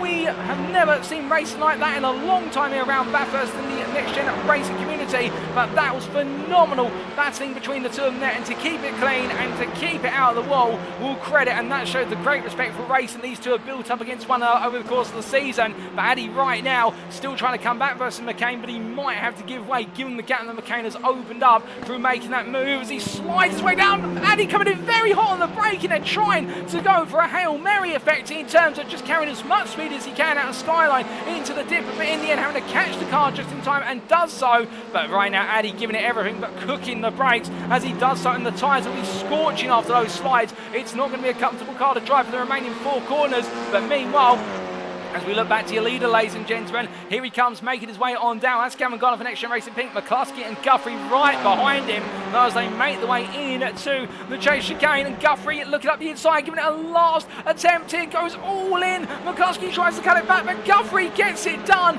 late as ever, and Guthrie moving up into P2, but it's not going to stop this man, ladies and gentlemen. He started on pole, and after what was a relatively quiet start to this race, he's never looked back. It's NXTGEN Racing Pink's Cameron Garner who returns to winning ways in race number 1 here in Australia. He takes the win ahead of William Guthrie P2. Benjamin McCluskey finishes P3, and it'll be Damon McQueen P4 ahead of Jamie Dory. Reese Watt is your prime winner there, P6 overall for JW Motorsport, and then it's Joseph Doble P7 ahead of Alan McCain, 2nd place in the prime class, ahead of Matthew Addy in their phenomenal battle for the runner-up spot. Addy P3 in prime, P9 overall, Paul Scott P10, Andrew Pike P11, Lou Jones P12, Dan Mould P13, John Higgins Jr. P14 just ahead of Mikey Doble, with Lee Horn, Kieran Sharp, Isaac Doble, and Jones and Nick Clemens completing the top 20. Ben Altria P21 ahead of Jaroslav Sabula, who lost all the places after that mistake on the opening laps, but still great respect shown there from the gentleman racer ahead of P23, Jonathan Collins for Whiskey Runners for NXTGEN. And it will be a further 6 seconds to Sam Smith, P24, the pro driver, iRacing Esports, ahead of Mark Kent, who had a difficult start to the race, but was able to recover it. Alex Meredith, meanwhile, still yet to finish this race. P26 current as he makes his way on down, and as he comes in towards the braking zone here, well, he'll be looking back on what has definitely been a bit of a trial by fire. Race number 1 here today in Australia, but there's still 2 more races to go, and he'll know there's nothing to lose, given the fact he's not in the championship fight in the Higgins Automotive Pro-Am category. So therefore, he may as well throw everything at this and use this set of races and this round as a learning experience to wrap up the campaign. But he'll finish P26 as he comes across the line, and then we will have shortly what is Russell Fowler making his way on through here. And for Fowler, how it started off so strongly but went so wrong early on after coming out of what was the chase chicane and the car going round, and unfortunately ended up on the path of Jack Southfield. There's nothing that could be done about that, we could argue, and therefore the 61 driver now known he's got to do it from P27 on the grid in the second race. And then Mark Sykes will be your final finisher on the lead lap, P28, ahead of Ian Wild and our sole retiree of Jack Southfield.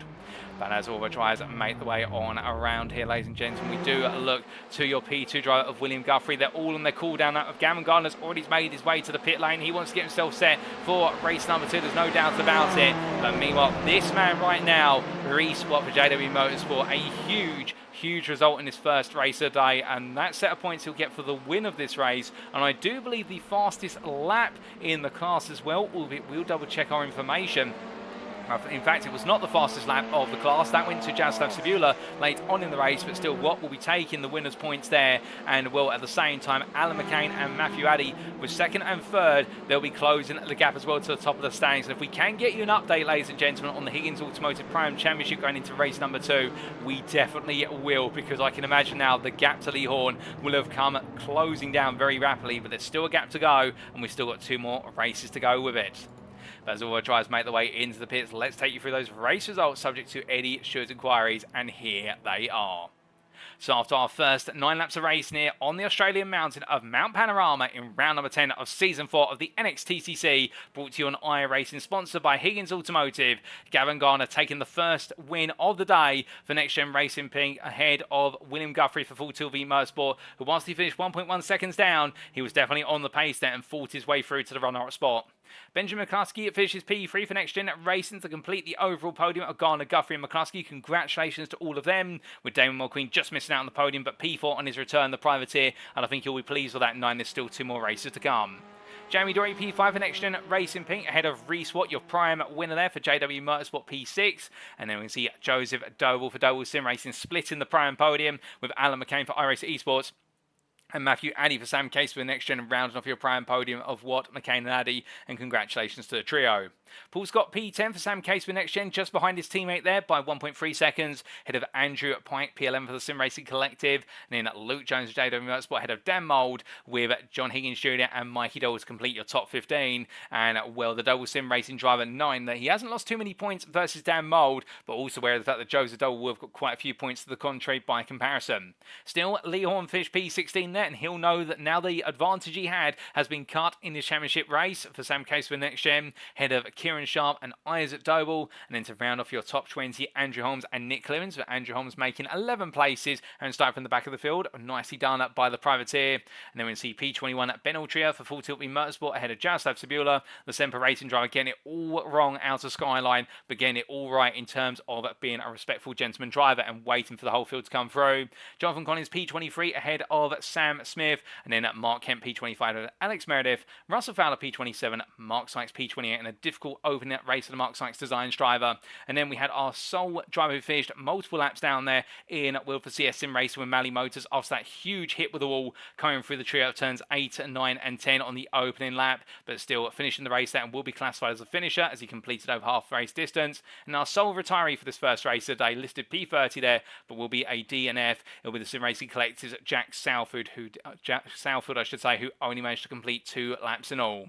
But ladies and gentlemen, that was only our first race of the day. We have still got 2 more races to come here over the mountain of Mount Panorama, or what was originally known as Mount Willow. And as our drivers now get set and ready for race number 2, we're going to take a brief breather, but we'll be back in approximately 7 to 8 minutes time. But just as we go to take that breather, we're going to leave you with this, a preview of perhaps what's to come in only a few weeks' time. NXTGEN Racing, NXTCC Season 5.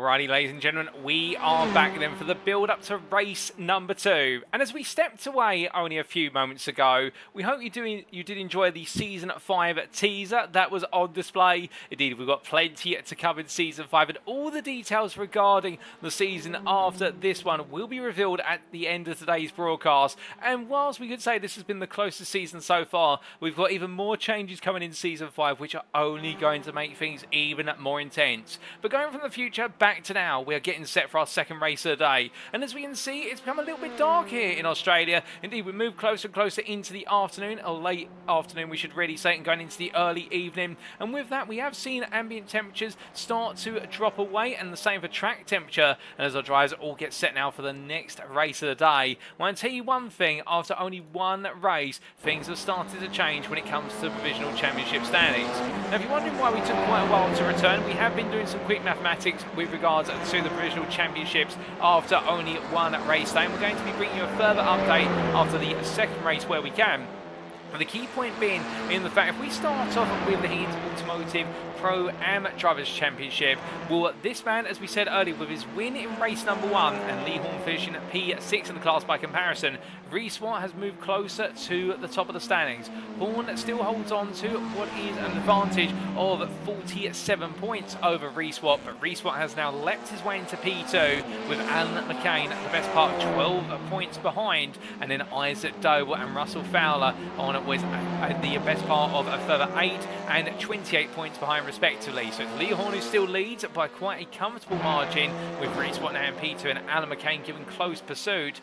And well, could we see things get even closer between them, or can this man of Lee Horn, after a different race number 1, albeit as he said in the YouTube and Facebook chats we got to see, Horn definitely did enjoy the battling for what was the back end of the top 20, battling with Isaac Doble on a regular basis, but can he now put his foot down and bring an end to running towards the bag and bring himself a bit further forward in the hunt to try and seal that Pro-Am Championship with a race to spare?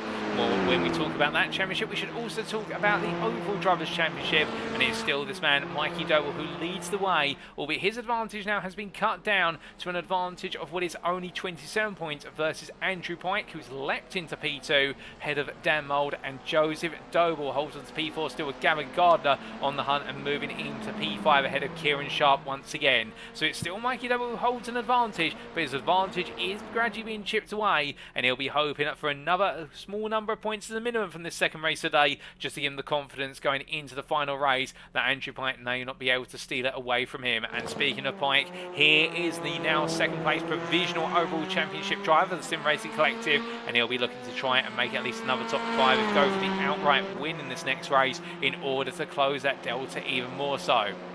And as for the team's championship, well, right now it is only 2 points that separate the leaders from second place. However, it is not the way you think it is. You may remember when we went into this round, the Sim Racing Collective were leading by 3 points over Doble Sim Racing, and NXTGEN Racing Pink were chasing it behind.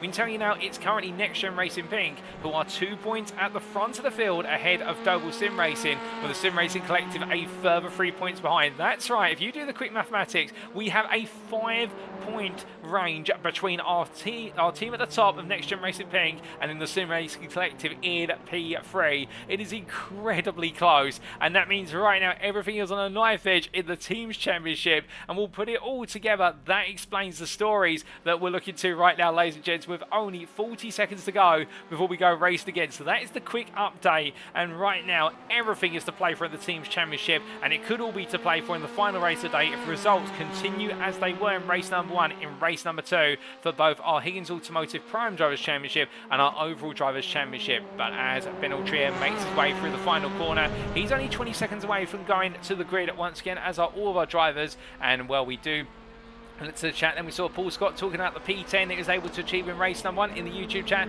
saying he's getting better. Indeed, a great performance there from Paul Scott, also 4th place in the Pro-Am class to go with it. We can see John O'Cook there saying good evening to you, John. I hope you're doing well. It was definitely an unfortunate spin for Russell Fowler, but can he spin things back around the right way and come on home with a stronger result in race number 2? Well, he's going to be starting from P27 on the grid, but we'll be rooting for him, as indeed I'm sure you will be. But here we go, ladies and gentlemen, it's time for race number 2. So as our drivers make their way onto the grid, this is how they'll line up for our second race of the day. It is Gavin Garner who takes pole position for Next Gen Racing Pink, joined on the front row by William Guthrie for Full Tilt V Motorsport. Behind him on row number 2 will be Benjamin McCluskey for Next Gen Racing, ahead of Damon Mulqueen, the privateer. And then we do have Jamie Dory starting at P5 there for Next Gen Racing Pink, ahead of Reese Watt for JW Motorsport. The pole sitter in the Prime class is then followed up by Joseph Doble for Doble Sim Racing and Alan McCain for iRacing Esports on row number 4. And then the top 10 is complete on row number 5 by the Prime pair of Matthew Addy for Sam Case for Next Gen and his teammate Paul Scott. Andrew Pike and Luke Jones line up on row number 6, with row number 7 going to Dan Mould and John Higgins Jr. And then you have Mikey Doble and Lee Horn on row number 8, with row number 9 going to Kieran Sharp and Isaac Doble. And then the top 20 being completed by Andrew Holmes and Nick Clewins. Ben Altrier and Jaroslav Sabula line up on row number 11, ahead of Jonathan Collins and Sam Smith. And then we do have on row number 13, we'll have to stop there, ladies and gentlemen. The grid is set and the lights are going on. It's time for race number 2, and it's 1 red light, 2 red lights, 3 red lights, 4 red lights, 5 red lights. And it's lights down, away we go after a hefty delay, but Gavin Garner looks to get the good launch off the line, and he does so immediately as William Guthrie once again tucks in as they make the way in. Meanwhile, look at this from Reese Watt, trying to go 2-3 wide as they enter turn number 1. That's bold to try and go for it that early, but what is not holding back? And as they make the way out of turn number 1, that's going to cost them a lot of momentum as Joseph Doble, you can see they're trying to go up the outside eventually to what will be Griffiths Bend, but as they make the way in towards the next braking zone, it's a long run here, and immediately Watt backing off as they charge now in towards turn number 2. Further behind, we can see McCain, Addy and Scott all getting very close together, with Andrew Pike trying to squeeze his way into the mix. And as they head into the braking zone, Pike's going to be out the inside of Scott. He's going to be able to sneak his way in there and separate the Prime drivers to a degree as the Pro now pushes on, chasing after Matthew Addy. He will be his next target as they all make the way through turns 1 and 2. No major incidents this time around so far for the opening couple of corners. Into the cut-in they go. Everybody coming down on the brakes here and looking to get it right this time around. And it looks like they've all made it through safely. Jack Southwood already up to speed 26 and start from the back of the field as they make the way over the rise. Right now, Sevilla already up to P21, gaining 2 places already, so some drivers making some very quick gains early on here today, but it has been a relatively sedate start to this race by comparison with what was a very fast and furious and quite a few incidents at the start of race number 1. As we do refresh the overlay just to get the circuit map back in the top right corner of your screen, as it did decide to sneak off there into the distance, where it's returned it now, and as our drivers made the way up down the hill, everybody concertina in a bit of nose to tail bump in there between what was, I do believe, Sevilla and Ultria being out of sorts there as a result of the contact. As they come on towards the dipper, we look back to leaders here, already cleared the aforementioned left-hand hairpin, and Gavin Garner under pressure here as we ride on board and look back from the rear of the Audi RS3 driver. You can see that Veloster of Guthrie, it's looking fast, but now it also does have success ballast, much like Gardner. They've got the 2 high success ballasts on the grid, and as they come down, the Veloster is huffing, it's puffing, but can it find a way alongside in to the chase? He's going to go for it here, here's Guthrie, he's going to be on the outside into the chicane. As they head onto the brakes here, Garner right now holding his position. Guthrie turns in to find the front panel of Garner's car. Garner backs off there. They all rejoin together, but it's pandemonium as everybody knocking nose to tail. And Dory makes it 3 wide, goes around the inside of all 3 of them there. And Dory into the lead of this race, will making the most of an opportunity there. I think Garner went to back off to let Guthrie rejoin, and then McCluskey trying to find a way on through, but at the same time the width of the road not wide enough. But Dory finding a way to make it 3 wide and through. But as they come down to the braking zone for turn number 1 on lap number 2. Mulqueen up the inside there of Gardner, and how much damage is on Gardner's car? That's the question. With the nose contact on the back of Guthrie's, and in return the rear contact that came from touching with McCluskey was they make the way up towards turn number 2. We'll see that in terms of straight line speed as they make the way in towards the braking zone once again after 1 lap of race, and it is Dory who leads, and then McCluskey P2 followed by Guthrie P3, Mulqueen, then it's Doble followed by Gavin Gardner, then Reese Watt, Alan McCain. Oh my good lord, and Mulqueen's into the wall at turn number 2. It's all gone wrong for the New Zealander, and I'm not quite sure what's happened here, but straight off into the wall there based on the time marks. All the field comes on through, and I believe everybody able to make their way safely around the scene of the incident, but that was an absolute nightmare moment there as Meredith meanwhile in a bit of a side-by-side nudge versus Southfield. These two not backing off one another. Southfield wants to get on through. Meredith says no you don't. Southfield flashing his lights there furiously, feeling as though he was just sent to the wall, but as they make their way through turns 5 and 6 and over the rise to 7 right now, Meredith getting his elbows out there as they make the way into the triple header of turns 8, 9 and 10. going through the long left here. The top 20 separated by only 8.5 seconds as Meredith hitting the wall there at 9. That is not going to help the car whatsoever on that right-hand side. The front right suspension will have taken the brunt of that impact and therefore could be out of alignment now in terms of the wheels. But as they make their way down the hill and into the dip here, we'll see where Meredith starts to lose some pace on the straights. That's where the misalignment of the wheels will really start to bite in, as well as his ability to turn into left-hand corners, of which there's a notable one coming up in the form of the Forest Elbow here. And I think Meredith really having to fight with the car in order to get it to be forced through the corner, as we are flashing dance there for Ben Altria as he tries to chase after his drivers in front as they made their way down, and he's chasing after Sam Smith in particular, as meanwhile just behind them Mark Kent battling with Mark Sykes at the battle of the two Marks, and it will be Sykes is able to come out on top here in the battle of the Audi drivers as they head down towards the chase. But meanwhile we look from them to Lee Horn, who's losing out here versus Sibylla, as we see the Polish will go around the outside, got a car off there in the foreground. We're trying to understand who that was who's had an incident. I believe, unless I'm very much mistaken, that may have been Isaac Doble, who had a little bit of a trip to the grass. And as they do make their way back together, everyone's safely on throw, but right now all the drivers absolutely throwing everything at this. I mean, we thought race number 1 was intense, race number 2 even more so, and that's not considering the fact that right now Mikey Doble going up the inside there, Luke Jones, Kieran Sharp in side by side with Jones. Jones sent to the grass, he brings it back on, but I think there might have been some contact there. The camera not in the best place to pick up what exactly happened.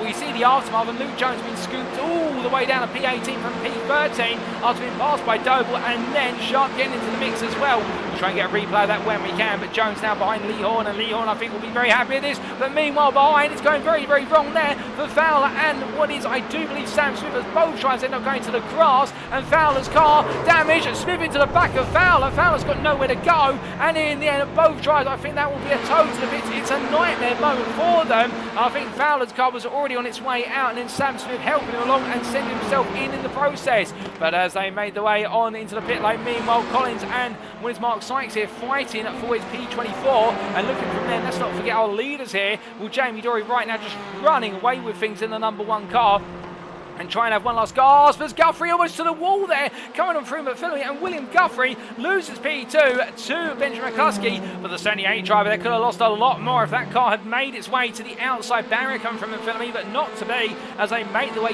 down out of the dipper now and into Forest Elbow. And my goodness, how the complexion of the racing has turned after only 3 laps. It was a very sedate open lap, but it was almost as if everybody said we're going to do it on lap number 2 this time, and lap number 3 will follow shortly after in terms of erupting full pedal to the metal. And as they make their way down Conrad right now, with the top 4 is separated quite noticeably. But as we do look to Reese Watt here, the prime leader, well, right now he's still behind Gavin Gardner and trying to find a way to get on through past the Audi driver here. It's the battle of the 2 Audis. Now do keep in mind that Watt has the 6th place success ballast here, Gardner the maximum ballast by comparison, so it is about 22 kilograms the difference between the 2 of them. And right now Watt's just able to very gradually make his way through. In fact, I think it's more like 28 kilograms when I do my mental maths a bit better. And as they make their way up towards turn at number 23, what they're definitely demonstrating the weight difference, but also right now I think Gardner's got to worry about this man, the war over his back, as they make the way on through. And we ride on board here from the roof camera, and Andrew Pike going hunting for what is Gavin Garner, and with it of course an opportunity to gain 1 more place and gain some more points and go even further in the championship standings. But it's a long uphill battle of course to close the delta to Mikey Doble, who is in P13, so will we get some points on the board if things finish as they currently stand,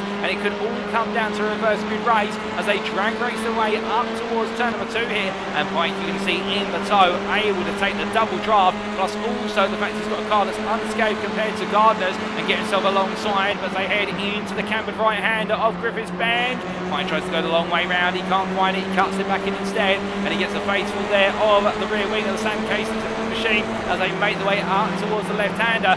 Next Gen Racing pink Audi here just holding firm as they make their way through the left of the cutting and now over the rise. We're going to stay with this over the mountain here, ladies and gentlemen. This gives you a sense of perspective of how close they get to one another. Of course, the drivers, they can see over the front of the car and they can see most of the bonnet, but riding here really gives you that sense of how close they've got to run in order to set up battles into Forest Elbow and going through left-handed. Again, you can see how the Hyundai Elantra is able to take the curbs so much more comfortably compared to its rivals here. Those raised curves catching many a car at the Audi quite sensitive to curbs, not quite so like the Honda when it comes close, and the Hyundais by comparison just roll those curbs over very nicely as they make their way down here very gradually and gingerly. Pike there losing their impact in the braking zone, coming down into different. I think the 99 driver perhaps being a bit cautious there, wondering if the car was perhaps going to come loose and trying to set up the run through Royce elbow. But a bit of understeer creeping. You may notice the nose didn't want to come in towards the inside wall, and as a result losing a tenth there on the corner exit, and now Garner is just able to pull away. It's only 3.5 tenths, and Pike will close up here as they make their way down Conrad. But that 3.5 tenths is hard to close down when everybody's got the draft of the car in front of them to work with, and whilst Garner is being reeled in, 1.5 tenths is already closed. I don't think Pike's going to be close enough unless he goes to lick the stamp and send it here. Well, as he looks for it, he can't find it, makes a bit more contact to the rear of Gardner there, trying to get under his skin, and right now Gardner doing everything right. Well, I was saying that as they make their way down towards Murray's corner here. Well, Garner's going to defend. Pike very close, looking around the outside, but still can't find it as they enter the braking zone. Meanwhile, just behind, it's a bit of movement from the Sim Racing Collective team. That is going to be sharp up the inside of teammate Higgins Jr. as they make their way through 23, and as a result, now they'll be sharp in P13. It's perhaps unlucky for some, but feeling as though luck's on his side here. As we have another place game for Dan Mould, the SRL driver, making his way through a left-hander turn of 1 up to P10 now. Continue to make progress here, and 9 overall points are going to keep on carrying his way. The longer he can make those places up here as we make our way into the halfway point of this race. But meanwhile, coming back to Gardner versus Pike, well, this is the closest they've been. In fact, Pike's already got a nose ahead here coming to Griffiths Bend. Gardner defends the inside here, but unlike the previous lap, it's going to be Pike who goes all the way round. He's got enough of a nose there to sweep the place away, and it's going to be Andrew Pike who moves into P6 in this point of the race, with Gardner tucked in behind now as they make their way in to the cutting here. Meanwhile, further behind, Higgins Jr. all over the back of Sharks. They've swapped places. I think right now Higgins Jr. is pretty much saying we'll go on, then get a move on and take on Mikey Doble, because right now it looks so here the swap may not have been opportunistic, but as they make their way up through 5 and 6, meanwhile we do have an opportunity to take a look back at what happened to Damon Mulqueen on the second lap of this race, ladies and gentlemen. Goodness me, the time has flown by, and this is the on-board from Damon Mulqueen. And let's just see what happens here. And a bit of contact there, and I think that might have been the Doble Sim Racing car of what was Joseph Doble that McQueen was in contact with. We take a look from the exterior pictures here. I think this might give us the full story, or better story at least. So as they came on in, McQueen comes across. Joseph Doble's there, however, with overlap on the cars, and McQueen there, my goodness, the car just going from barrier to barrier and thankfully not rolling backwards onto the racing line there. That could have been a disaster for many, but no safety car required for McQueen's race coming to an abrupt end, and you can understand it at the same time from what is Joseph Doble's perspective. In fact, he'll feel as though he had the overlap there and he couldn't just simply back out into the braking zone. Nobody wants to do that, so a difficult one for both drivers. I think they might have a little chat about it after the race there just to see what exactly went wrong. But meanwhile, a man who continues to push his way forward. This is Mould here, and I can see already Spinks 1985 cheering on Mould as he makes his way on through turns 21 and 22 and making the way up towards 23 they go. And the SRL driver here, knowing he needs to hunt down Andrew Pike. The main target at the moment is Pike, given the fact that Mikey Doble's in P11, but he's got to make sure he finishes ahead of Doble in order to be able to try and close that championship down with only 2 races to go. Already 1.5 races to go at this point, if that, as they make the way into turn number 1 once again.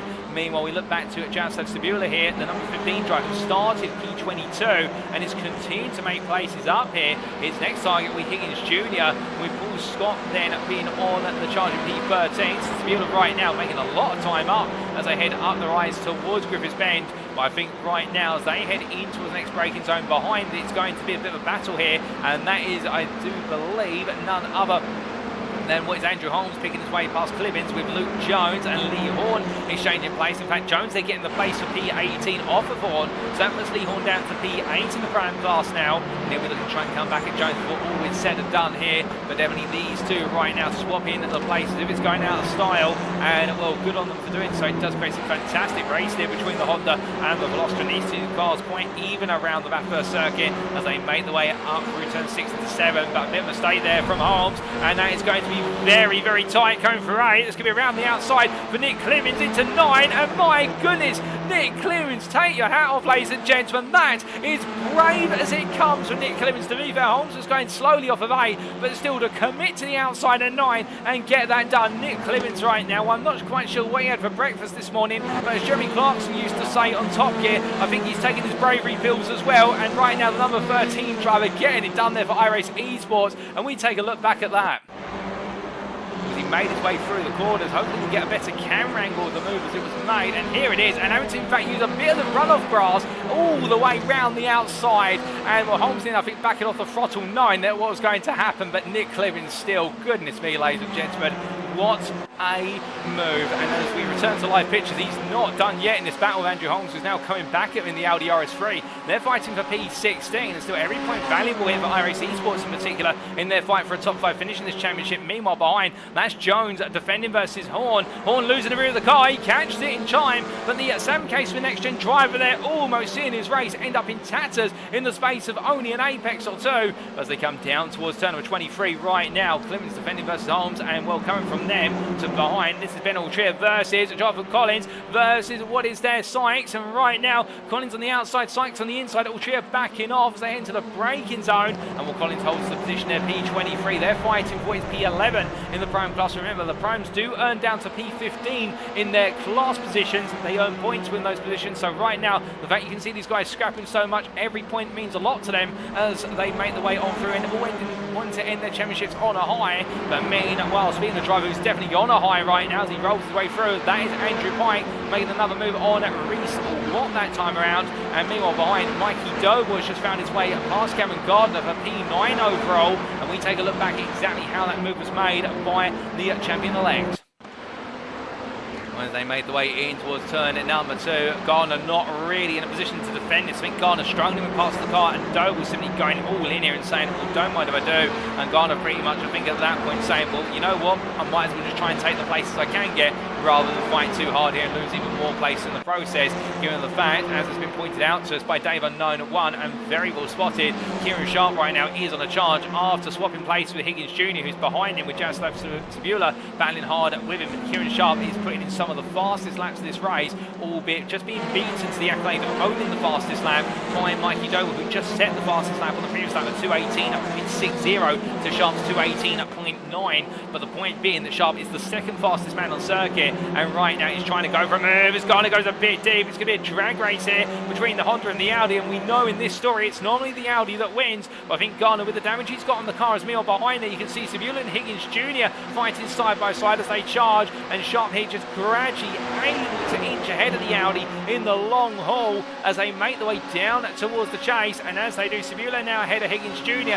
Sharp's going to defend to the inside here after he comes through the kink, and onto the brakes they go, and they all go line astern, but Sharp gets it done. Meanwhile back here, Paul Scott finds his way round the outside, Matthew Addy into the braking zone. Addy goes deep in fact into the chicane, and now Clemens trying to look for the move. There was some rear right damage on Clemens' car. You can actually see the wheel arch starting to peel away from the car in terms of the bodywork as they make their way into the braking zone. Addy right now simply just defending it, but goes way too on the apex curb. Car gets sent wide off of the curbs, it drops there, and now it's going to be Clemens on the inside into Hell Bend at turn number 1. Into the corner they go. I think Clemens will get this done. This will be for P5 in the pram class here, as Paul Scott right now tries to hold on to P4 just in front, and well, the NXTGEN with Sam Case's driver doing a very nice job of finishing just one spot off the podium thus far. Can he hold on to it? 2 laps to go, however, that will be the change that confronts him, as meanwhile, looking back to the battle for P11, as meanwhile on the foreground, the camera suspend that full promote, ladies and gentlemen. That's another move overall. That's Mikey Doble at the inside of Alan McCain, and the Doble Sim Racing driver getting another place and really starting to come on form right now as he makes his way up towards what is here the cutting, and well, you can understand given the fact he's got no success ballast in the car, and therefore without that way he can really push on, but gaining some big points here. And well, with Pike in P4 and Mould in P7, Doble will not be feeling as much pain if things finish as they currently stand in terms of the points that are closed up by Pike. He'll still know he's got to beat them in the final race today to guarantee that championship crown, but Mikey Doble right now is starting to put one hand back on that championship trophy as they make their way through McPhillamy. But as they do, meanwhile, we'll look back to your race leader here. Well, in fact, your leaders are Jamie Dory and Benjamin McCluskey, great friends off the circuit, the 2 NXTGEN racing drivers, and on the circuit they're very respectful racers against one another. And as they make the way down through Forest Elbow, with Dory right now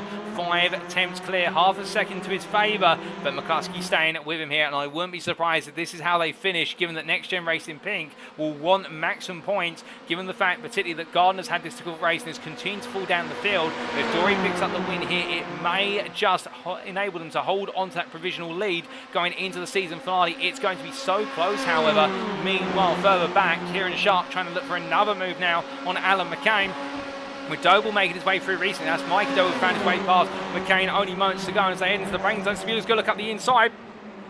And the Velocity driver here goes for his commitment from Sabula. But Sharp, meanwhile, doing everything he can to hold on as we ride on board and look back from the rear of Kieran Sharp's car. With Sabula there, Joseph Sabula definitely eager to make some headway as we do have the white flag out. It's the final lap of this second race of the day. And as they come down through 23 and in towards the next lap, well, right now, I think Sharp has definitely got to look more and more in his rear view mirrors, because keep in mind, of course, the primes only gain points in their class with regards to their class finishing positions. Meanwhile, for the pros, as indicated by the green on our timing tower, ladies and gentlemen, they only get points overall finishing position. So therefore, for Sharp right now, he doesn't want to lose a single place to the drivers coming up behind, just as much he wants to make progress. And that's the problem. He's now got a driver who I think feels they're the equals of one another, and he can go all in here as they make their way up the hill. And Sharp having to go defensive here as they come into Griffiths Bend, and as they make their way through the right hand, as Sharp having to battle with some lift-off brake oversteer as they make their way through the car, settling down the end, and as they come in towards turn number 3 into the cutting, will Sharp will just hold the middle of the road, make the car as wide as possible,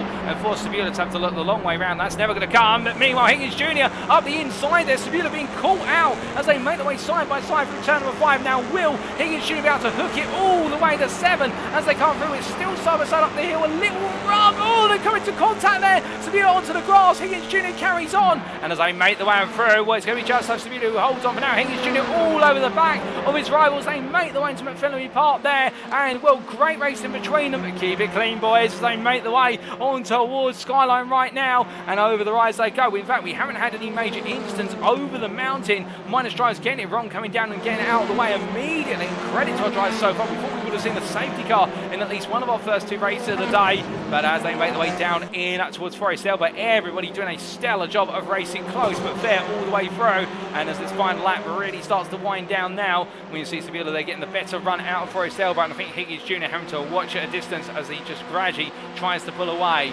But meanwhile, when it's William Guthrie who has got the pressure of Dan Mould, and will the full tilt be Motorsport driver feeding the pressure from Mould now, and looks up the inside into the chase and goes to move that up into P5. And as they roar their way into the chicane here, Guthrie will still be happy with a P6 finish. But meanwhile, one man we haven't seen on the top step in a long time, ladies and gentlemen, but it's almost as if he gets ready to hand over his title to a new driver today. There's no way he's not going to go away without another win, and Jamie Dory does exactly that. He is your winner in our second race of the day for NXTGEN Racing Pink, ahead of Benjamin McCluskey. It's a NXTGEN 1-2, Joseph Doble P3 there for Doble Sim Racing, ahead of Andrew Pike and Dan Mould, William Guthrie P6, Mikey Doble P7, and then Reese Watt finishes P8 overall and makes it 2 prime wins out of 2, ahead of Alan McCain P9, Kieran Sharp P10, Joseph Sabula finishes on the prime podium for the first time this season, P11, ahead of John Higgins Jr., Gavin Gardner, and then Nick Clemens P14 ahead of Paul Scott P15. Luke Jones P16, Jack Southfield P17, Andrew Holmes, Matthew Addy and Isaac Doble complete your top 20. And then we do have Alex Meredith P21 ahead of Mark Sykes, where Ben Altrier in the final coveted position of P23 for that potential reverse grid. And then Jonathan Collins P24 ahead of Ian Wild Lee Horn. And we will in fact see Lee Horn come across the line very shortly, as we just see him making his way down here, and he will finish the race P26. And then we will have a further 35 seconds to Russell Fowler, who right now is making his way on down the Conrad Straight. But Lee Horn, this second race of the day, has definitely gone against Lee Horn, and we'll have to try and understand what exactly happened to Lee Horn. In fact, he had to come into the pit lane for repair work on the car, so Lee Horn right now definitely feeling a lot of pain in this second race. And could that pain really surface right now with regards to seeing his championship lead being cut into further? We'll have to see. But meanwhile, Russell Fowler will be your last finisher on the lead lap, ladies and gentlemen. He'll be P27 out of, I believe, 29 finishers, with Sam Smith being the sole retiree coming into the pits and having repair work done on the car, but they haven't been able to get it repaired as of lap number 3. But Russell Fowler P27, another difficult race for Performance Link Esports, and really not the way you want to start your season. So he'll be looking for a race number 3, and he'll hold nothing back, there's no doubt about it. But meanwhile, as our drivers make their way up through here, well, there's your top 3 all together, ladies and gentlemen, in formation as they make the way down. Dory ahead of McCluskey, and then Joseph Doble. Well done to all 3 of them, the overall podium finishers. And for Jamie Dory, I think it will be an emotional win, given it has been a long time since we've seen the NXTGEN Racing Pink car on the top step in the hands of the #1 driver. But still, he always likes to pick up wins when he can, and for the NXTGEN Racing Pink driver doing exactly that, as everybody passed him right now. I think very happy to see him up there. Reswap, meanwhile, making it 2 out of 2 in the Prime class. And can anybody stop this man? He is running rampant right now in the JW Motorsport Audi, but is it too late? We have one more race to go, and will it be enough should results go his way in the third race to see him turn around the championship, or is it a battle for P2 now that he's focused on? But we'll have to wait and see. Well, we do get the updated provisional standings, ladies and gentlemen, and in the teams championship, well, given the mix of results for all three of our leading teams, it's very hard to call in terms of which of NXTGEN Racing Pink, Double Sim Racing and the Sim Racing Collective will be leading, but I believe, if I do some quick estimation, Double Sim Racing may just sneak back ahead, but it will be incredibly close going into the season finale, where Mikey Doble's P7 and also Joseph Doble's P3. But without further ado, let's take you through those race results, subject to any stewards' inquiries for race number 2 of round 10 of season 4 of the NXTGEN Racing Touring Car Championship, sponsored by Higgins Automotive, and here the results are. And as we can see, Jamie Dory making it the win for NXTGEN Racing Pink by 2/10 in the end over NXTGEN Racing's Benjamin McCluskey. P3 to Joseph Doble for Double Sim Racing, and 1.5 seconds further behind, but at the same time, what was the best part of 9/10 clear of the Sim Racing Collective's Andrew Pike, who fought hard and fast, gaining 7 places along the way to take P4, head of SRL's Dan Mould, who in his own vein managed to pick up 8 places along the way, and the Briton doing a fantastic job in doing so. William Guthrie P6 for Full Tilt V Motorsport, ahead of Mikey Doble for Double Sim Racing, and we'll move into P7 there, the Double Sim Racing driver in the 88. I think we'll feel as though now things are starting to swing back in his favour, with Reswap P8 then, but once again, Pro-Am winner, the JW Motorsport driver, head of iRacing Esports' Alan McCain, the runner-up in the Prime class, P9 overall, and Kieran Sharp completing your top 10 there for the Sim Racing Collective.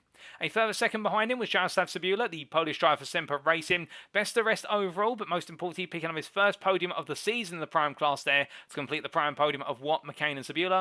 And then we see John Higgins Jr. just missing out on P11, ahead of Gavin Garner in the last guaranteed reverse grid position at P13 there for NXTGEN Racing Pink. So he'll be hoping some fortune comes his way after a difficult race number 2. Then it was Nick Clevins and Paul Scott to round off the top 15, and with it the Prime top 5. Luke Jones P16, head of Jack Southfield, and then Andrew Holmes, the privateer, hold off Matthew Addy and Isaac Doble to the line, and that's how your top 20 finished. And behind the Double Sim Racing driver, Alex Meredith P21 for Chemical E-Motorsport, head of Mark Sykes and Ben Altria. Ben Altria being the last potential driver who can take reverse grid pole today, being P23 in this race for Full Tilt V Motorsport.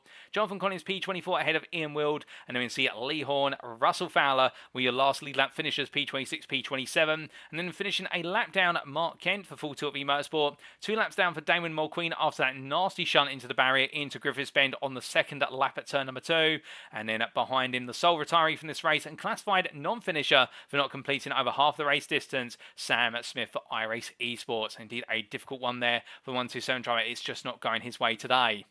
Well, that was race number 2 then, and as we get ready to now cut away for race number 3, there is of course just the small question of the reverse grid draw. So as we now cut to the commentary booth here, good evening to you all, ladies and gentlemen, and I hope you're all enjoying the racing thus far. You do look like you are in all 3 of our respective chats, and keep on let us know what you're excited about going into this final race of the day. Well, here is the NXTGEN Racing Lottery Bowl for the final time this season. As always, it has the numbers 6 through to 12 within the bowl, and what I'm going to do very shortly is close my eyes, give the balls a shuffle, and then take one out and reveal it to you, and then do the same for another, and we'll add the numbers together, and that will be our final reverse grid position for the end of the season. So without further ado, let's do this. So that's the shuffle, and now we take our first ball out of the bowl, and it's going to be the number 9, so right in the middle to begin with out of our eligible numbers. So this will be an interesting reverse grid. It's not going to be the maximum, but it's not going to be the minimum. And as we close our eyes once again and get the other ball out, it will be the number 10. So putting it together, 9 and 10 makes 19. And with that, it'll be Matthew Addy who starts on reverse grid pole for the final race of the season. A top 19 inverted at a circuit where overtaking comes all the way down to slipstream on the straights. And with all 3 championships wide open still, this is definitely going to be a thrilling finale. And also keep in mind, it does mean we have inside our top 10, I do believe, 9 primes who will all be looking to try and end the season on an over win themselves. Can Can they do it? Who will be our champions? Will all that and more be found out come the end of race number 3? And we'll be back for the build-up to it in approximately 10 minutes' time. But just as we step away once again, here is that teaser for Season 5 once more for you all. We'll see you shortly. NXTGEN Racing, NXTCC Season 5.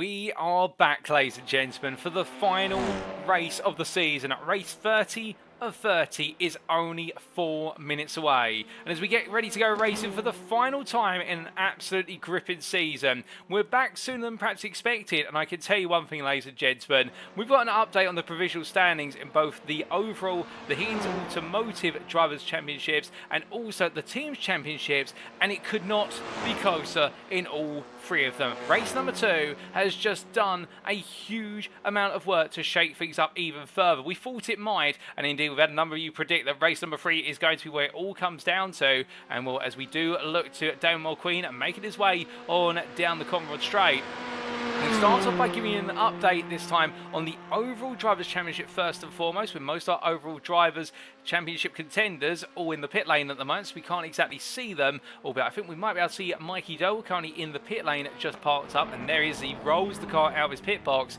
and well, he is still leading the championship by what is a 19-point advantage provisionally ahead of Andrew Pike, so therefore he is arguably the favourite, and with the reverse grid seeing him start ahead of Andrew Pike and Dan Mould as well, you would imagine that Mikey Doble should be on course to take it. But again, nothing is predictable in the NXTGEN, much like in real world touring car racing, whether it is the BTCC, alternatively TCR UK. Will it take, you need to take it one lap at a time, and that's exactly what Mikey Doble will be doing in the number 88 car. The Briton will know it's only one race to go, but it's 9 laps and you've got to make every single one of them count. Meanwhile, in the Higgins Automotive Drivers' Championship, or the Pro-Am Drivers' Championship, we can tell you that Lee Horn having a major instant towards the midpoint of race number 2. He is now only 8 points clear of Reese Watt. Reese Watt, with his double wins, has now moved himself right into contention for this championship, and a further 17 points behind him is Alan McCain. So the momentum is on the side of Reese Watt, with McCain following him on through. And speaking of Alan McCain, here is the iRacing Esports driver, and then Lee Horn right now, he's got the hardest job imaginable. He's got to start from the back of the field, and he's got to make sure he finishes, if not ahead of both Reese Watt and Alan McCain, close behind the pair of them by 1 or 2 places to guarantee that Pro-Am Higgins Automotive Drivers' Championship. So therefore, Lee Horner has got the hardest job of everybody on this grid, as we do see the Honda Civic Type R drive for Sam Case for NXTGEN making his way on through and winding his way on down the hill now, and knowing he's just got to take it one lap at a time himself. And in the Teams Championship, well, we said we weren't quite sure how things would have been shaken up. We thought Doble Sim Racing might have moved back into the lead. They haven't quite moved into the lead, and in fact the win for NXTGEN Racing Pink. And the one thing we should point out, something we haven't considered,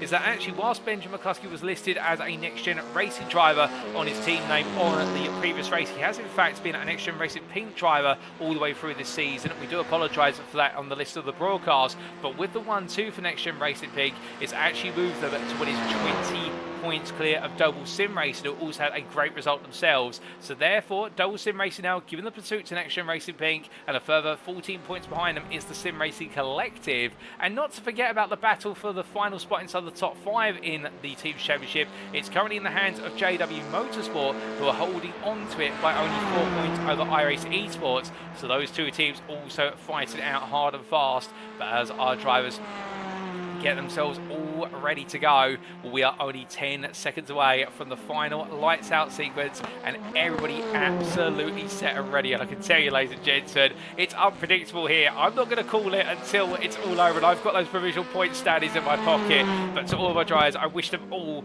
the best luck indeed. I think you'll all wish the same. Feel free to pop a good luck in the chat to everyone, ladies and gentlemen, because right now it could go any which way. And here we go. So our drivers make their way onto the grid for the final time this season. This is how they'll line up for race number 3. It is Matthew Addy who takes reverse grid pole, and with it Pro-Am pole for Sam Case for NXTGEN. He is joined on the front row by Andrew Holmes, the privateer, with row number 2 going to Jack Southfield for the Sim Racing Collective and Luke Jones for JW Motorsport. On row number 3, it will then be the pair of what is, I do believe, Paul Scott for Sam Case for NXTGEN, and iRacing Esports is Nick Clibbins. With row 4 going to Gavin Garner for NXTGEN Racing Pink and the Sim Racing Collective John Higgins Jr., and followed up to complete the top 10 by Jaroslav Sabula for Semper Racing and Kieran Sharp for the Sim Racing Collective. Round number 6 goes to Alan McCain, who's best of the rest for iRacing Esports at P11, and JW Motorsports Reese Watt. And behind him on row number 7, it'll be the pair of Mikey Doble and Dan Mould. On row number 8, we have Andrew Pike and Joseph Doble, followed up by Benjamin McCluskey and Jamie Dory, and then Isaac Doble started at P19. Now, I think we might have lost a driver as part of the gridding process because we have had the places shifted by one, and Alex Meredith starts P20. But the grid is set, ladies and gents. We'll have to stop the run through there because the lights are coming, and it is time for 1 red light, 2 red lights, 3 red lights, 4 red lights, 5 red lights. And it's lights out and away we go immediately. It's a very quick start, and Matthew Addy being caught out there on the starting procedure as Jack Steelford jumps into the lead. Meanwhile, Andrew Holmes comes on through. Luke Jones also going through here as they make their way through, but Matthew Addy bogging down and finding the box of neutrals by comparison as they all make their way through the opening corner. And as they all cover through, well, the night time is descending here on the circuit as they charge their way up the hill towards turn number 2. And as they do, some early gains for Lee Horn at the back of the field as everybody making their way through. 2 back 24 and Mikey Doble back side by side already with Alan McCain here as they head up towards the braking zone, and Will Doble will be looking to go all the way around the outside. It's an important move, and he gets it done by looks of things as they head onto the brakes. Dan Mould following behind and trying to make sure that Pike doesn't find a way through. And remember, Mould and Pike have got to beat Mikey Doble, and they've got to beat him by Mould positions to take the championship crown off of him. So right now, Doble doing everything right as they make their way into the cutting for the first time. But as they all do here, everyone coming out now 2 wide into single file shortly, and that does include their Addy, who's now regaining momentum with Kieran Sharp just behind, and Luke Jones also chasing after him. And as they make their way through 6 and 7, a couple of bumps and scrapes to that inside wall of 7, no major shunts however, and as they all weave their way through now over the mountain, it is single file all the way round as they head over the rise and down into McPhillamy Park. As they come through the left-hander, looking back to Joseph Doble here, already on the attack is the Polishman from Semper Racing, trying to go after Garen Gardner, and the prime driver here just enjoying the racing and really setting up what could be a great starting point for season 5, presuming he will be on the grid for the full season. But as he comes on down through the dipper, or as they make the way in towards Forest Elbow, everybody right now negotiating this opening lap well. Bit of contact there between Sabula and the back of Gardner's car, and that's going to back him towards Doble, as meanwhile up front Andrew Holmes going quite quickly out of the Kinker 19, and in return Addy following full. Paul Scott having a bit of a poor run, and as we briefly lost our circuit map, let's get it back in the top right corner of the screen, ladies and gentlemen. There it is as they make the way down. John Higgins Jr. having to retire from the race before he can go green flag racing. I'm not quite sure what the story is there, but something's gone very wrong. Meanwhile, Paul Scott being passed around the outside by Kieran Sharp. Onto the brakes they go in to the chase for the first time, and Gavin Gardner trying to follow him through, but meanwhile the road goes Andrew Holmes. He rejoins, but he's going to do so very gradually here to stay out of the way of a lot of championship contenders around him, and showing a respectful rejoin there as they make their way down towards turn number 23 and onto the brakes. But as they go in to the left-hander here, we've had confirmation from John Higgins Sr. in the YouTube chat. Unfortunately, John Higgins Jr. being removed from the lobby just as we were gridding up. That's a technical issue there, and a very sad one here. It does happen on iRacing every so often, and much like in the real world of motorsport, where you can have a car retired due to engine failure at short notice, well, it seems to be an ugly bit of bad luck has hit the Sim Racing Collective driver. But you'll still have Sharp and also Pike out there looking to try and bring the Sim Racing Collective home as teams champions, and he'll be cheering them on as much as humanly possible. But meanwhile, we have had a bit of an incident for what is Sam Smith further down the order, plus also Lee Horn, who's in the pit lane, and Russell Fowler. So that will really put Lee Horn out of this in terms of championship, and now the championship is going to be in the prime class between Reece Swan and what will be Alan McCain, from P17 and McCain right now all the way down in what I do believe we're a long way down the order, not quite sure where at the moment. We're trying to get an update. P13, in fact, we're looking at him to correct ourselves there, and McCain could swing this away and take it from the pair of them. We'll have to wait and see, but right now, in fact, if we do the maths, I think Horn will win it by a sliver, given the fact what won't get enough points to come on through bursting, but we'll have to see. But meanwhile, as they go on to this second lap, everybody charging away through. We've got Colin slowly. That is Holmes there, creeping to a standstill as they make their way through turn number 9. I think the car heavily wounded. Mark Sykes into the pit lane as well. He's been towed to the pits, so it's all going wrong for many drivers. Meanwhile, going very wide there is Ben Altrio, who just brings the car back together just in time as they make their way down the hill and in towards the dipper, going on to the brakes. Going into left-hander here, well, Alex Meredith right now, number 44 driver on the pursuit and trying to pick up one place of the full tilt merciful driver, sliding everywhere into the wall. That's Reece Watt's into the wall, and as they come through, that's going to be huge. Watt right now keeps the car together, but is that going to send him to the pits? Because if so, this could be McCain's championship. We've also got Joseph Sabula there just pointing to the wall. He's had to be towed to the pits, so drama's happening left, right and centre in this second lap. But right now, who exactly is going to be holding on as this race carries on? We'll have to wait and see. As Alan McCain here, battling side by side with Joseph Doble, and right now surely someone on the radio at iRacing Esports has got to be telling McCain, don't do anything crazy, just gain the place on the Pro Drives, you could win the championship right now, because Watts had a moment with the wall, Horns down all the way down P24, so it's all to play for here, but meanwhile they make the way down to turn 23, with McCain there a bit of a love tap to the rear of Joseph Doble's car. He's got on the inside of McCluskey, and also I believe Pike as they both make the way through, and McCain's going to lose place in. Altrier's looking up the inside. Altrier's going for the move. Dory there also holding the middle of the road. Altrier goes all in, and right now the full tilt motorsport driver gets his elbows out there and says, I'll take this place, thank you very much. They make the way up the rise once again, but after 2 laps of racing, my goodness, right now everything is finally poised. Reese Watt is carrying on here with Andrew Holmes in a battle now as they make the way up towards turn number 2. It's the battle of the 2 battle scar-stricken Audis, and as they head over the rise and up towards turn number 2, where it looks as though they're meanwhile Isaac Doble just holding position and trying to fend off Reese Watt. Watt has cleared Holmes, but right now Doble not giving in here as they make their way through, but I think Watt's going to force the issue around the outside to get the inside into the cutting as they go into the left-hander, onto the brakes they go, and it will be Reese Watt's place to take as they head into turn number 4. As they come into the left-hander, meanwhile we look to the front of the field. And leading by its lonesome here is Jack Southam for the Sim Racing Collective. Everything happening in the midfield. We haven't really focused on the top 10, but after 2 laps, or 2.5 laps, it's Southfield ahead of Sharps. So the Sim Racing Collective 1-2 right now. That could be enough to swing the team's championship back in their favour. Nick Clemens P3, the prime leader ahead of Matthew Addy. Prime second place driver, Gavin Garner P5, ahead of Paul Scott, then Luke Jones, and then Dan Mould ahead of Mikey Doble with Joseph Doble round off the top 10. And he's got Andrew White for the company immediately behind him. So therefore Doble Sim Racing right now in the mid-pack of the top 10 in terms of drivers that are eligible for gaining the maximum possible points. The Sim Racing Collective 1-2, and that's what their target is going to be all the way. So this checker flag now to bring home that 1-2 for the huge points bounty it will bring them. And NXTGEN Racing Pink just right in the midst of it all with P5 and P1 is P13, and therefore they'll be feeling as though it might be enough, it may not be, they won't know.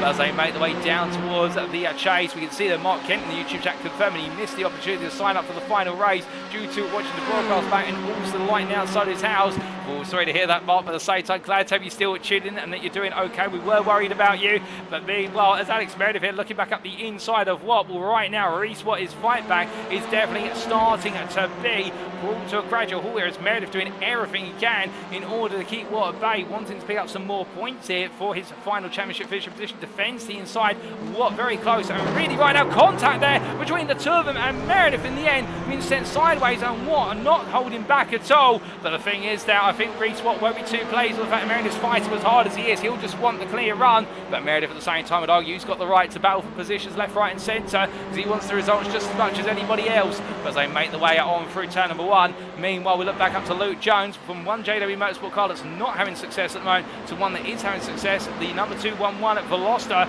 on the inside here of Paul Scott, as they fight for P4 in the Prime class and what is P6 overall.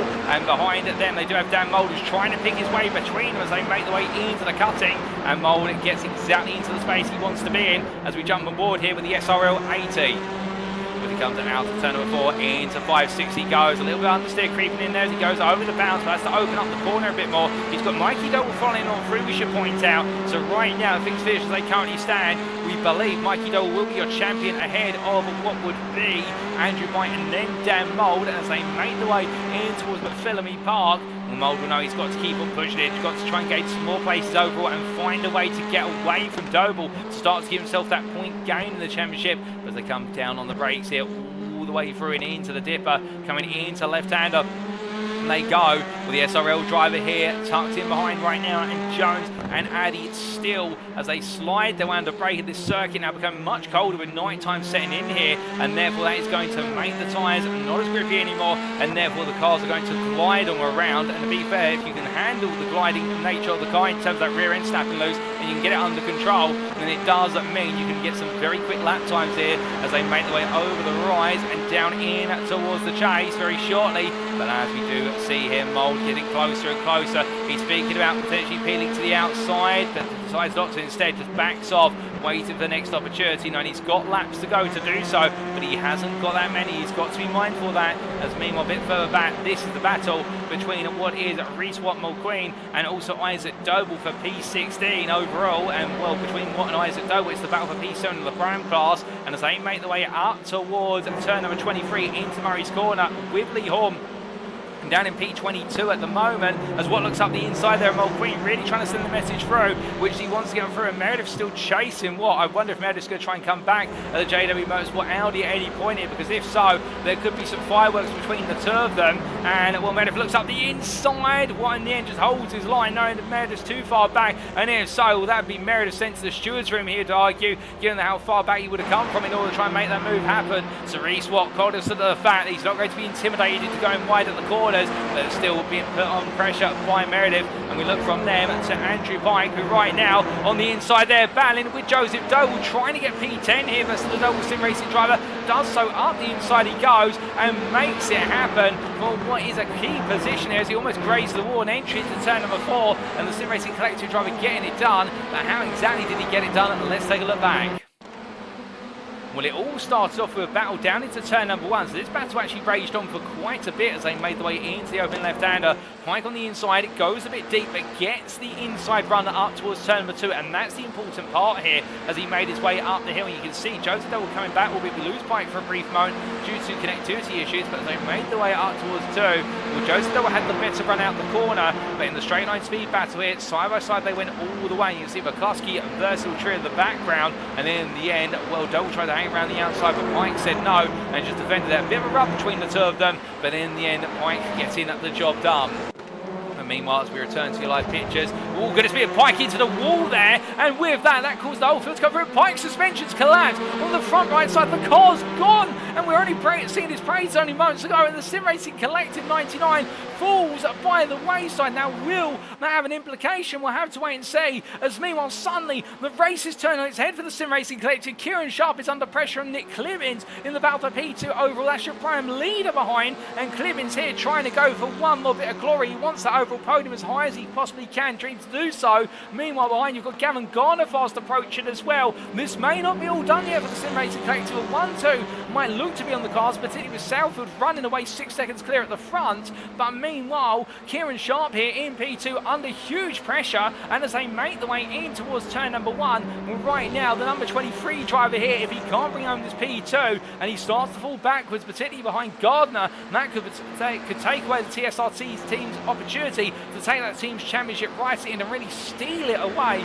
from NXTGEN Racing Pink and also Double Sim Racing. But Pike is into the pit lane. We can confirm after that shunt to the wall on the Forest Elbow, I think he missed his braking zone and went straight on, because we did lose him due to connectivity, unless there was netcode contact in amongst that connectivity issue. But either way, Pike's race now in arrears. And meanwhile, as we look back to Benjamin McCluskey here, going on through the right-hander, all the way up towards turn number 3, 4. And I can see a number of you there, big supporters of the Sim Racing Collective, particularly in the YouTube chat, all saying, oh no, particularly Mikey there, and also Dave unknown with regards to what's happened. But then again, Andrew Pike's had a fantastic run here today at Bathurst. You can't take that away from him. I think he'll be gutted that it's all ended here in race number 3 before he could really come to its maximum fruition. But still, he'll be egging his teammates on. He's going to go back out on circuit. He has left the pit lane with the faster pair as well, which is great to see. So therefore, he's going to try and bring the car home. You never know what can happen. It's not over until they get to that checker flag. For all we know, things could turn upside down, but we've still got a couple more laps to go here in Australia, as Benjamin McCluskey under pressure from Altria with McCain behind, and Alan McCain right now in P6 in the prime class, with Reese Watt P8 and in Lee Horn P12.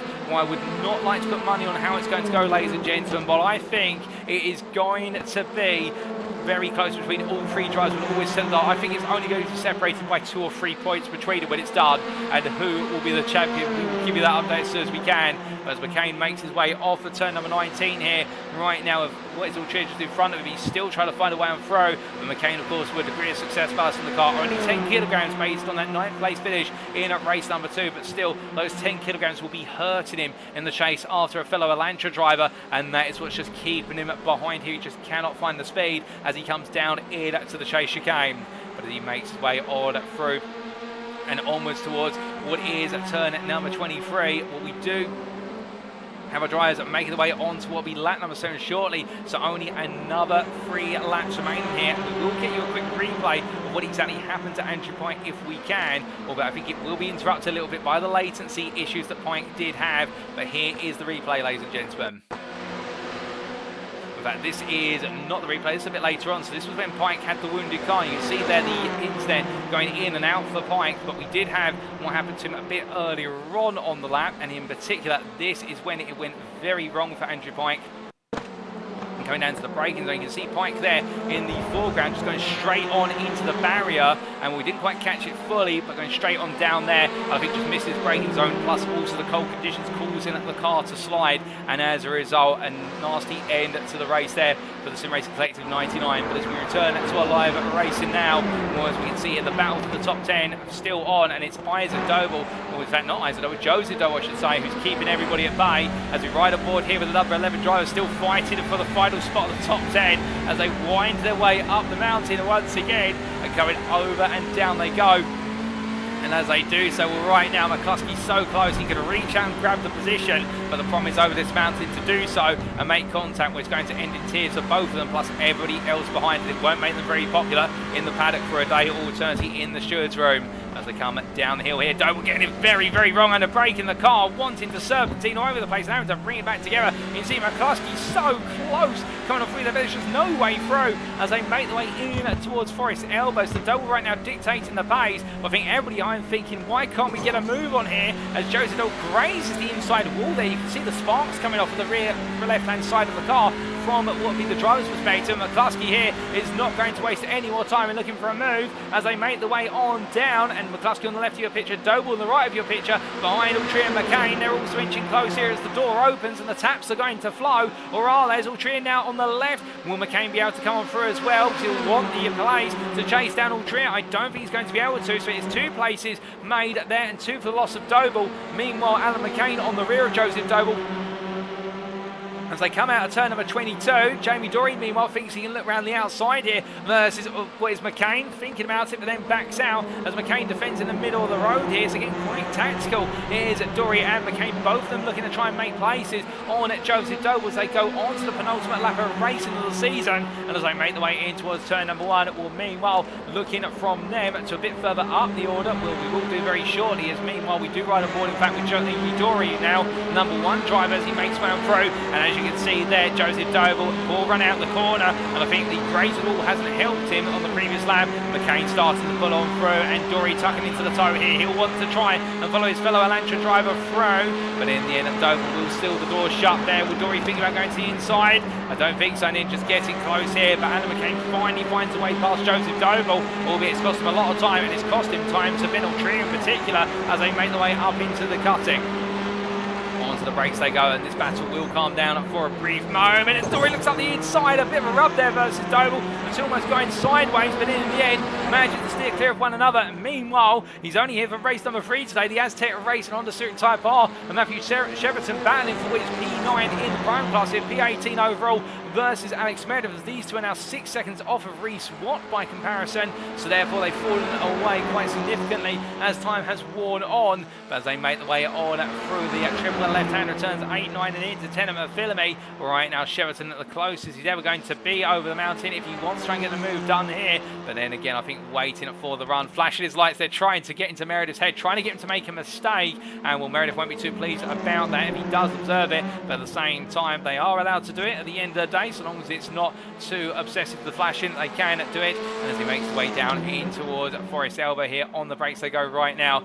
Shepperton looks for it, but still not able to find the move. As meanwhile, we look back to Dory versus Joseph Doble, and that's Joseph Doble on the right of your picture, and here comes through Jamie Dory. Isaac Doble as well, coming on through, really pushing Dory past. Dory, of course, having all the success ballast in the car, so a very heavy car there for the number 1 driver. And as they make the way for the right-hander, turn number 20, through the kink and into the chase now, up the inside goes Isaac Doble to gain another place. Dory cuts back, however, and catches Doble out as Doble goes a bit too long in the tooth under braking and makes a mistake and Reese Watt's going to come on through to take a position, or is he? That's an important change of position here because Reese Watt now holds P7 in Pro-Am, and well, could that be enough to see him on through? We'll have to wait and see, but the final lap is underway, ladies and gentlemen. We don't talk too much about him because he's so far up front, but here he is, your race leader of Jack Southwood of the Sim Racing Collective, and will, after being a regular on the grid in the first couple rounds, and to step away for a while, but back here today to support his team, and definitely on course right now to pick up his first and only win of the season. But meanwhile, Luke Jones battling here with Matthew Addy for second place rights in the Pro-Am class.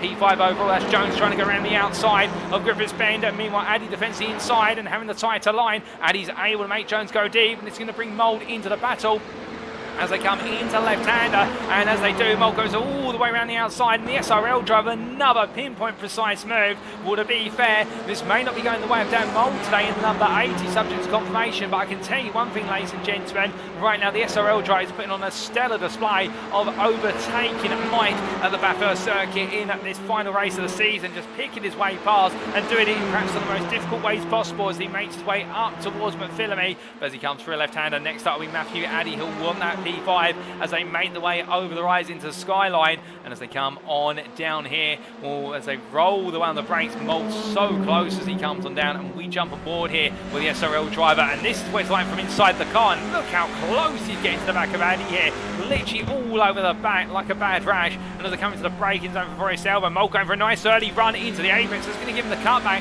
but Addy absolutely hooks up the run on through the left-hander there, and as a result, Mould's not going to gain anywhere near as much momentum as I think he would have liked to. 3 tenths they made the way onto Conrod, that may be enough to keep Addy safe, but as they head in towards what will be the chicane very shortly, the chase chicane, well, meanwhile, as he gets closer and closer, we do need to look away, ladies and gentlemen, because here is your race leader, and as he flashes lights, he starts off the season on a high, and he's going to end the season on a high. It's going to be a race win for Jack Southwood, his one and only win, but what a way to do it in style, taking the win by 5.7 seconds clear of the field, and behind him it will be a Sim Racing Collective 1-2. Kieran Sharp finishes P2 for the team, ahead of Nick Clemens, who is your prime winner here in the final race of the day for iRacing Esports. Gavin Garner P4, Matthew Addy P5 in the end, as he just holds on versus Mould to line, with Luke Jones P7, and then it will be Mikey Doble P8, ahead of Paul Scott P9, Benjamin McCluskey P10, Ben Altrier P11, and then Alan McCain P12, ahead of Damon Mulqueen P13, Jamie Doyle P14, Reese Watt P15, Isaac Doble P16, Joseph Doble comes on through for P17, and then Alex Meredith will make his way to the line for P8 in a hard-fought final race of the season. As they come on through, Lee Horn at P19 there, ahead of what will be Russell Fowler in due time. And Lee Horn right now, I think, will be biting his nails, wondering if he's done enough to hold on. Indeed, we're not going to say anything about the championships until we have got the provisional results, subject to stewards' inquiries. Russell Fowler P20, ahead of Ian Wild P21 for CS Sim Racing with Mally Motors, and it's Andrew Pike P22 behind, and then getting the car back out there despite that brush with the wall. In fact, that nasty shunt to the wall at Forest Elbow, costing him the race and what could have been another top 10 finish, not to be the way to end today. Matthew Sheraton into the pits from what was P23, and I think that's going to demote him down the field as Jonathan Collins comes on through after the results are accounted for. As drivers who do normally finish in the pit lane are demoted to the back end of the lead lap. Jonathan Collins then P24 behind Sheraton for now, and then Mark Sykes will be your last lead lap finisher as he comes down the run now in towards the chase chicane. But as he does so, well, a lot of our drivers making their way on around, and we'll explain why very shortly. I do believe they might be trying to do what is known as the Bathurst fence hop, albeit you can't hop the fence anymore. We'll tell you a little bit more about that shortly. But let's focus on this man here. He's had a difficult day, ladies and gentlemen, but still to be bringing the car on home efficient all 3 races despite the difficulty, and that's what it's all about. That's what sportsmanship is. And the number 666 driver here of Mark Sykes, and Mark Sykes Designs finishes off your lead lap finish. And a P15 in the Pro-Am class as well as that P25 overall means he does get a point at the end of the race, and that's a point well earned all the same, ahead of a 4 retirees of Andrew Holmes, Jaroslav Sabula, Sam Smith and John Higgins Jr. But meanwhile, nothing can be taken away from the Sim Racing Collective today, and a 1-2 in the final race today for Jack Southfield and Kieran Sharp, and what a phenomenal way to end the season indeed. It seemed as though all things were going south for many drivers today, but in fact they were going south for Southfield as he managed to take the win there in emphatic style, 5.5 seconds clear of Kieran Sharp, And Sharp really having to do the lifting with regards to defending versus Clemens and Gardner every step of the way. But as they all come down Conrad now, are they going to just run in formation, or are they going to try and do the Bathurst fence top, which is no longer possible in iRacing, where you could jump over the tyre barrier by going full speed straight on onto the grass? And now due to the change in the tyre model and friction coefficient, I think everyone here just posing for a big photo together, which is absolutely fantastic to see. And well, as we look to the blimp camera here, ladies and gentlemen, you can see all of our drivers together. They've enjoyed this season. There's no doubt about it. Everybody has absolutely loved it from start to finish. With Jamie Dory there over in the mountain, but meanwhile the field coming on down here, it definitely has been a testament to the fact we have had a phenomenal season. And well, with over 30 drivers on average each and every round, each and every race, it does go to show that the NXTCC continues to get stronger and stronger as the seasons go on. And I think everybody out there, whether they've had a few bumps and scrapes today or whether it's just not gone right, they've all enjoyed themselves. And I think Medi will be back for season 5, and congratulations to every one of our drivers today. They all deserve a round of applause for brilliant racing here at Bathurst. No safety cars to be brought out, and well, we have the safety car on standby as always, but as they all make the way into the pit lane, it's the Sim Racing Collective 1-2 of Southfield and Sharp that brings everybody in, and then behind them will be your pro and winner I should say, of Nick Clemens for iRace Esports, and the iRace Esports driver once again showing his prowess, and that could be enough to swing the battle for P5 in the team's championship in the favour of his team, but we'll have to wait and see. As they all come into the pits, ladies and gentlemen, let's take you through those race results subject to any stewards' inquiries. But before we do, here is our safety car for the day, making its way on down here, being piloted by Gaz Williams. And well, he's been very patiently waiting in the pit lane in the Mercedes AMG GT4. And in the end, I think now in a hurry to get back in, given the fact I think he'll prefer the warmth of the pit lane, but still the safety car driver not being needed today. But thank you to Gaz for being available every round this season to be our safety car driver. And well, thank you to him as always for being a great member of the Next Gen team. But as he comes on in, let's take a look at those race results subject to Eddie Stewart's inquiries. And well, they'll very shortly appear on screen, ladies and gentlemen. And in fact, here they come. And after another 9 laps of racing, it is the final race of the season that has just played out in front of your very eyes in the NXTCC Season 4, round number 10, brought to you on iRacing and sponsored by Higgins Automotive. Jack Southfield leading home a 1-2 for the Sim Racing Collective ahead of Kieran Sharp. The gap being 5.4 seconds, but Southfield absolutely dominant up front, and Kieran Sharp put in a colossal effort to hold on to that second place with all the pressure from behind. P3 went the way of Nick Clemens in the end, and with the iRace Esports driver, another overall podium to add to his cabinet, but most importantly for him and the team, a win in the Prime class, which could see them move to what is at P5 in the team's championship, ahead of Gavin Garner for Next Gen Racing Pink. And then Matthew Addy at P5 there for Sam Case for Next Gen. Run up in the Prime class and another solid effort. And I think he'll be wondering only where could those results have been in the mid-season and what would it have been as a result. Dan Mould P6 for SRL ahead of JW Motorsports' Luke Jones, ended on the high with a podium in the Prime class there, the 211 driver at the top 10 overall, and he completes the Prime podium of Clibbins, Addy and Jones, with Mikey Doble P8 there for Doble Sim Racing ahead of Paul Scott for Sam Case for Next Gen, making it, I do believe, 4 P4s out of 4 today in the Prime class, unless I'm very much mistaken. And well, we then do have Paul Scott, after Paul Scott, I should say, Benjamin McCluskey at P10 for Next Gen Racing Pink, head of Ben Altrier, P11 for Full Tilt B Motorsport. He was best the rest of the overall field, but also at P5 in the Prime class, in a great battle of Alan McCain for iRace Esports, and then Damon Mulqueen, Jamie Dory, and Reese Watt completing the top 15. Isaac Doble P16 ahead of Joseph Doble, with Alex Meredith P18. And the top 20 finishing behind him of Lee Horn for Sam Case for Next Gen, and then P20 Russell Fowler. And then Ian Wild P21 ahead of Andrew Pike, with Matthew Sheraton, Jonathan Collins and Mark Sites completing all of your lead lap finishers. And then we come on to our retirees from this race, and commiserations to Andrew Holmes, who only managed to do 2 laps before retirement, Janslav Sevilla for only being able to complete 1 lap, and the same for Sam Smith. And then, well, special commiserations to John Higgins Jr. for the fact, as we're about to go racing, an unfortunate disconnect did mean that he was not able to start the race, and you can definitely feel for the number 5 driver who was all set and raring to go for his team. But with that, ladies and gentlemen, that does bring all of our racing to a close. But still, the show's not over quite yet because we do have our champions to announce, our provisional champions, and we will be doing that very soon. So what we're going to be doing, because we've also got our Higgins Automotive Driver of the Day in the Prime class to announce for the final time this season, plus on top of that, our post-round interviews with our volunteer drivers. We're going to step away for approximately 15 to 16 minutes, but we'll be back then to announce what will be our champions first and foremost, and then come on to what will be our Higgins Automotive Driver of the Day, and then conduct our post-round interviews. So we've still got a bumper program awaiting you, and of course, after all of that, we're going to be revealing the details of Season 5. So stick around, there's still plenty more to come here, but we will be back in about 15 to 16 minutes to reveal it all. We'll see you shortly.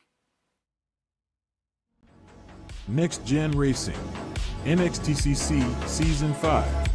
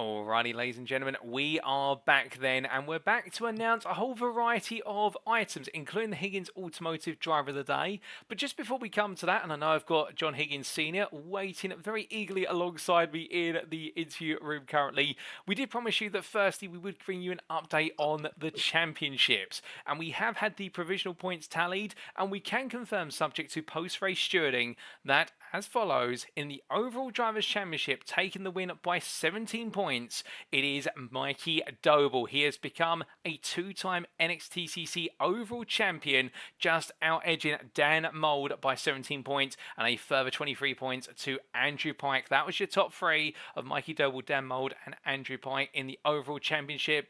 In the Higgins Automotive Panorama Championship, as I almost get lost for words there, because I am lost for words, ladies and gentlemen. We said at the end of race number 3 it was going to come down to 2 to 3 points. We predict it perfectly. But the crazy thing is, despite it all going wrong today for Lee Horn, it wasn't enough for Reese Watt to dethrone him. At 2 points, it has gone the way of Lee Horn, 991 to 989 for Watt, and then Alan McCain round off the top 3 there, a further 15 points behind. And then lastly, coming to the team's championship, in that hard-fought championship that swang back and forth, it is NXTGEN Racing Pink, who have been crowned provisional champions on 2093, 5 clear of the Sim Racing Collective, and then a further 46 points to Doble Sim Racing. But my goodness, you could not make it up. And now as we come to the man himself from Higgins Automotive, John, I mean, I'm speechless, to be honest. I don't know about yourself, but this season, it's been up and downs every step of the way for every driver on the grid, and today it's just been the perfect example to wrap it all up. Yeah, good evening, Paul. Good evening, everybody. Yeah, what a night, man. It's, I don't do this drop score thing and who's where, and, you're relying on people making the announcements like you just have, Paul. And, first of all, well done to Mikey. Listen, he's a class act. It doesn't matter whether it's in sim or real life. He is just a class act. Well done to Lee Horn, and well done to NXTGEN Pink, I think it was, who won the teams. That could have gone either way. I know Junes is obviously part of the TSRC guys, and it was all to play for tonight. 3 points going into that, and but listen, I think it's been an awesome racing season. I thought tonight was going to be a bit of a crash fest, if I'm completely honest. It's not probably the best place to finish, but hats off to everybody. I think everybody drove really well tonight, and not have a safety car. Let's point that out. We didn't have a safety car tonight round there, which could have been 3 races of following the safety car for 6 or 7 laps. So well done to everybody. Well done to everybody for the season. Well done to all the champions. Yeah, and looking forward to season 5, which starts in 2 weeks, I think, maybe. So yeah, it's been awesome. Oh, most definitely, John. And well, you're right there in the fact season 5 is only 2 weeks away, and all those details to come right at the end of the broadcast today. But of course, we've announced our provisional champions, but we still have one accolade which hasn't quite been announced yet, and it falls on your shoulders to announce it, and that is our Higgins Automotive Driver of the Day for the season finale. Everybody. No, yeah, there's it's been the same week in, week out, Paul. You could choose from 1 of 6 people tonight, but one person that's really stood out tonight, and I know he didn't have a massively great result. I think he finished P6 overall in the Pro-Am Championship. But anyway, let's skip to that. But my driver of the day, Higgins Automotive, proud to say, is Alan McCain for tonight. I think he drove really good. 3 races tonight. So yeah, well done, Alan. I think that's maybe the second time. I think he may have won round 2 or 3 driver of the day, but anyway, it doesn't matter. Driver of the day is Alan McCain. So well done to you, mate. I thought you drove a really good night tonight. So awesome. Oh, I'd agree with you there, John. He definitely did drive a fantastic evening of racing, did Alan McCain. And, well, those points been absolutely critical in the fact iRace Esports in the end did bag 5th place provisionally in the team's championship. And McCain being perhaps the driving force tonight that enabled them to achieve that ahead of JW Motorsport. Extremely close between the two of them. And, again, the fact that we've had multiple different driver of the days, we had a couple of repeats, such as Lee Horn picking up twice, McCain picking up twice, like you say. But the fact that so many different drivers have picked up, it goes to show how strong this field is. And I think there's this running rumour down the paddock. We could be seeing the best part of 5 to 7 primes being promoted to pro for next season. Put them all in pro, and then I'll make a comeback next year's pro-am and win it. Well, we would love to see you on the grid again, John. Is there any chance of that happening at some point? No, I know you're going to draw Jamie, and I've got some thoughts about some things that Next Gen could do. For I'm obviously getting on a little bit. I'm 53 years old now, and raced pretty much my whole life from being 16 years old, and then obviously into sim racing with Junior and stuff. And I do miss it, but I can't get on it on the days that he's doing it because he lives with me now. So we both share the sim. Well, he has the sim rig. We don't share it because I don't race anymore. But I'd like to get back into doing something, and it's something I want to speak to Jamie about. Whether we do that tonight or it's offline, whatever. But I've got some thoughts about what we could do with a Next Gen, maybe over 35 league, possibly in the new Porsche. I think the Porsche 911 Cup car is the best car in the game, and then particularly the new one. The old one was a little bit edgy, but the new one you can certainly chuck about. So it'd be nice if Next Gen could put maybe a league together on a different day where the oldies could get involved and just have a rattle around in something that's pretty fast. And yeah, I think there's some mileage in that, but whether we discuss that tonight when Jamie comes in or I discuss it with Jamie offline. But yeah, it'd be nice to get into something because I do miss it. Oh, most definitely. And well, we're definitely going to bring Jamie in as he does join us now in the interview room. And welcome to you, Jamie. And we were just talking, John and I, about the fact that obviously it's been a fantastic season from start to finish, and with the NXTCC growing ever popular, but also the thought of running other series in parallel or running perhaps classifications for more senior racers with the Next Gen racing That's me. community. That's me, Jamie. But Jamie, of course, it's been a fantastic season of racing, the closest we've ever seen, as John and I have been discussing. I mean, from your perspective, season 5 is only 2 weeks around the corner. And what can we expect in season 5? Me to take the championship back. No, seriously, yeah.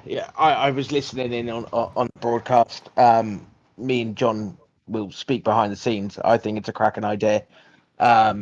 Obviously, yeah. I think it's bang on the money. We need to look at different directions. The touring cars will stay where they are just because of the momentum it's got. I know going forth, the amount of drivers I'm having message me day in, day out is between 3 and 5 wanting to join. So, next season's going to be even bigger. I know we keep saying that, but it keeps going forward. The track list is looking mega. The cars are proving that any car can win a race, if not 3 cars at 3, in an evening can win 3 different races. So, yeah, we're just looking forward. Obviously, 2 weeks, a lot of behind-the-scenes planning. Whether I've done it too quick or not, we'll wait and see. I mean, I put the sign-ups out 25 minutes ago, and I've already got 10 plus signed up. So that's good enough for a league. Oh, indeed. It sounds as though there'll be a bit of discussion between you both behind the scenes about other leagues we can run at Next Gen in parallel to the NXTCC. But of course, this season marking the title sponsorship by Higgins Automotive. And gents, just your respective thoughts on what has definitely been a brilliant sponsorship and collaboration between the two communities. Starting with yourself, perhaps, John.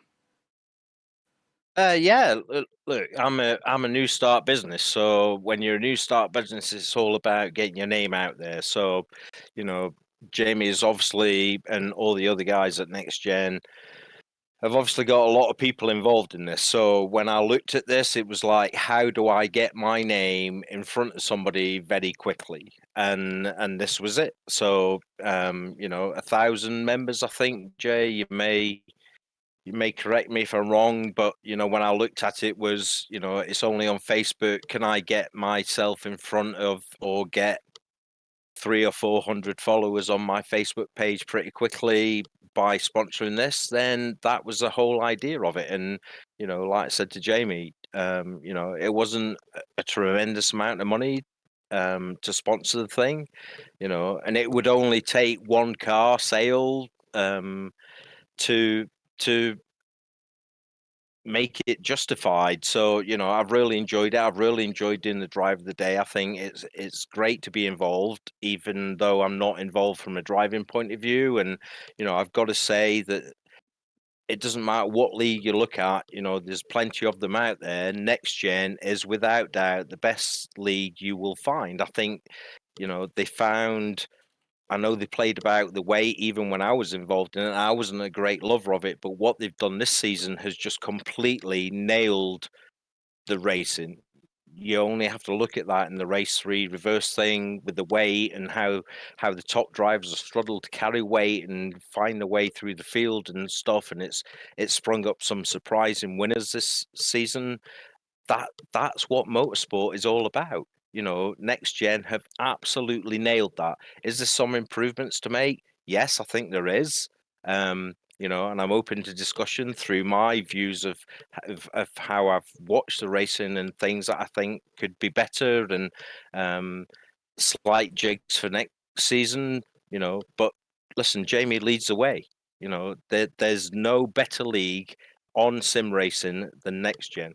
And I'll stand by that. And I've watched others and been involved in others. So, well done to everybody that's involved in Next Gen. Well done. Just to everybody that's involved in it. You can't imagine what it takes to put this whole thing together week in, week out, and to people join around the world. We've got people joining from Australia tonight. So yeah, well done, guys. I think it's awesome. Your league is without doubt the best in the world, and it's onwards and upwards. And if I can continue to be part of that, then we'll continue to be part of that. Indeed. And coming to yourself, Jerry, some thoughts? Yeah, obviously, I'm always open to suggestions. I listen to everyone. We're massively appreciative of what John's done this season.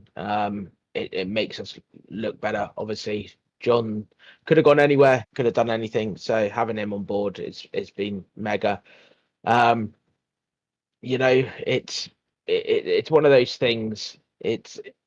It's very hard to try and just think of the next step, and it's always I'm racing around, and it's bad because I'm thinking, oh, I could change this, I could change that. I'm like this evening, I was leading the race thinking about what I could do, and that would be good.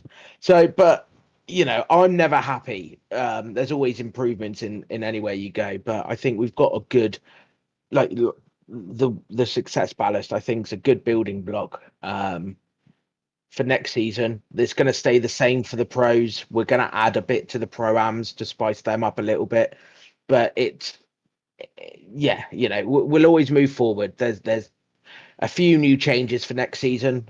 Like I said, I'm happy to talk behind the scenes with John that should spice it up more, but we're always looking to grow, and we're always looking for ideas. So anyone wants to be a part of us, feel free to message. We're always looking to grow the team and take it to the next level.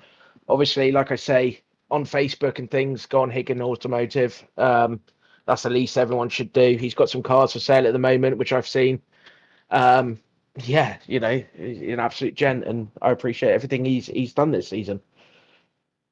Well, gentlemen, it's been great to have you both join me in the commentary booth room, and well, obviously coming to time now a little bit with regards to the end of this season, but just as we now get ready to conduct our post-round interviews, our volunteer drivers who are eagerly awaited, in terms of looking ahead to Season 5, starting with yourself, Jamie, if you could sum it up in one word or a short phrase as to why our viewers should be on the grid, what would it be? I'll be taking back that championship. Oh, fair play. We look forward to seeing you try to do that. And how about yourself, John? Well, it's juniors next season, so sit down and get back in your box, Jamie. No, Everything I say. look, it's great to be involved. It doesn't matter whether I'm racing, not, I get more pleasure. I sit in the same room as my boy that sits on the sim rig. I'm lucky enough to do that, and I get to see what's going on and stuff, and to continue the involvement. Of course, I want to continue in the involvement. That's something that I need to discuss with Jamie. There's a few things that I think we need to change for next year, but that's not for now. And it's onwards and upwards. I think if you don't get 60 drivers sign up to this, Jamie, I'll be very, very surprised. I think through Paul and yourself and everybody at NXTGEN that just put on this fantastic show and great racing, and yeah, it's only going to go upwards. I said to my partner Gemma the other day, I'm surprised nobody's really pushed for this off season to try and get this onto some satellite TV station or whatever to try and grow it. And listen, maybe that's a way. Who knows? Exactly. Or maybe. But gentlemen, with that, it's been great to have you both join me this evening, and thank you for your time. Jamie, we'll hear a little bit more from yourself later as part of our post-round interviews, and we'll catch No, you. don't interview him. And as for yourself, John, once again, it's been an absolute blast having you join me to conduct the Higgins Automotive Driver of the Day Awards at the end of each and every round. And, well, we wish you all the best in your continued endeavours with Higgins Automotive. And I'm sure we'll cross paths plenty of times as we go into Season 5. But until then, gents, I bid you both all the best for now as we head over to our interviews. Absolute pleasure, thanks, dude. John. Thank you. So without further ado, ladies and gentlemen, we now come to our interviews for today, and we have got 3 lined up. And we're going to be starting off with none other than our overall drivers champion, and it will be Mikey Doble. In fact, we have got a champions interview group today, in the fact that we're going to be hearing from our overall drivers champion, then our pro-am drivers champion of Lee Horn, and then lastly our team's champions. But we jump straight into the man himself. And Mikey, I appreciate you've been waiting some time, and hopefully you haven't fallen asleep waited in at the interview rating room, because I think you've exhausted yourself today in what has been a long awaited second NXTCC crown. But it's finally happened, and it happened in a way today where it looked calm, it looked controlled, and it looked so every step of the way you were on top form, no matter what your rivals of Dan Mould or alternatively Gavin Gardner could throw at you. Yeah, well, I've had to wait months and months to get my second crown on this, so an extra 20 minutes in the interview waiting room wasn't the end of the world, to be honest. But yeah, tonight wasn't the most spectacular night of results based on just tonight, but we did what we needed to do to obviously bring home the championship and keep close to my rivals in front of me. So yeah, over the moon to be crowned Season 4 champion. Almost definitely, and we'll talk a little bit more about the wider championship in due course. But coming into today, Bathurst, of course, a circuit we've never visited in this series before, but a circuit which has such a high risk versus reward threshold. And going into this round, how were you feeling for the circuit in particular? Were you perhaps thinking, you know what, this is going to be one of those ones where we just have to see how it plays out from round, race to race, or was it one where you thought, you know what, I can just go for this? Yeah, it was very much, I thought it was going to be a night of survival with the unforgiving nature of the circuit and the walls being close. I was really surprised actually of how clean the racing was, but it's also a track that really punishes you if you've got if you're carrying a lot of success ballast. So that was kind of very telling in myself, Dan Mould and Andrew Pike all qualifying outside the top 15. So yeah, it was a night of just kind of sit there and bag the points what we could get. Don't try and pull off any silly moves. So yeah, I was a little bit more on the conservative side tonight, but I think I've learned from my mistakes in other championships where other NXTCC seasons where maybe I've got a little bit aggressive at certain points to try and maximise the points rather than looking at the bigger picture. I see. And, well, going from perhaps the bigger picture to bit of a smaller picture, albeit a big factor picture when you think about the 3 races today. Let's talk about qualifying. P16 in qualifying, it looked as though, once again, it was going to be a close qualifying session, but I have to ask, was the success ballast really holding you back from breaking into the top 10?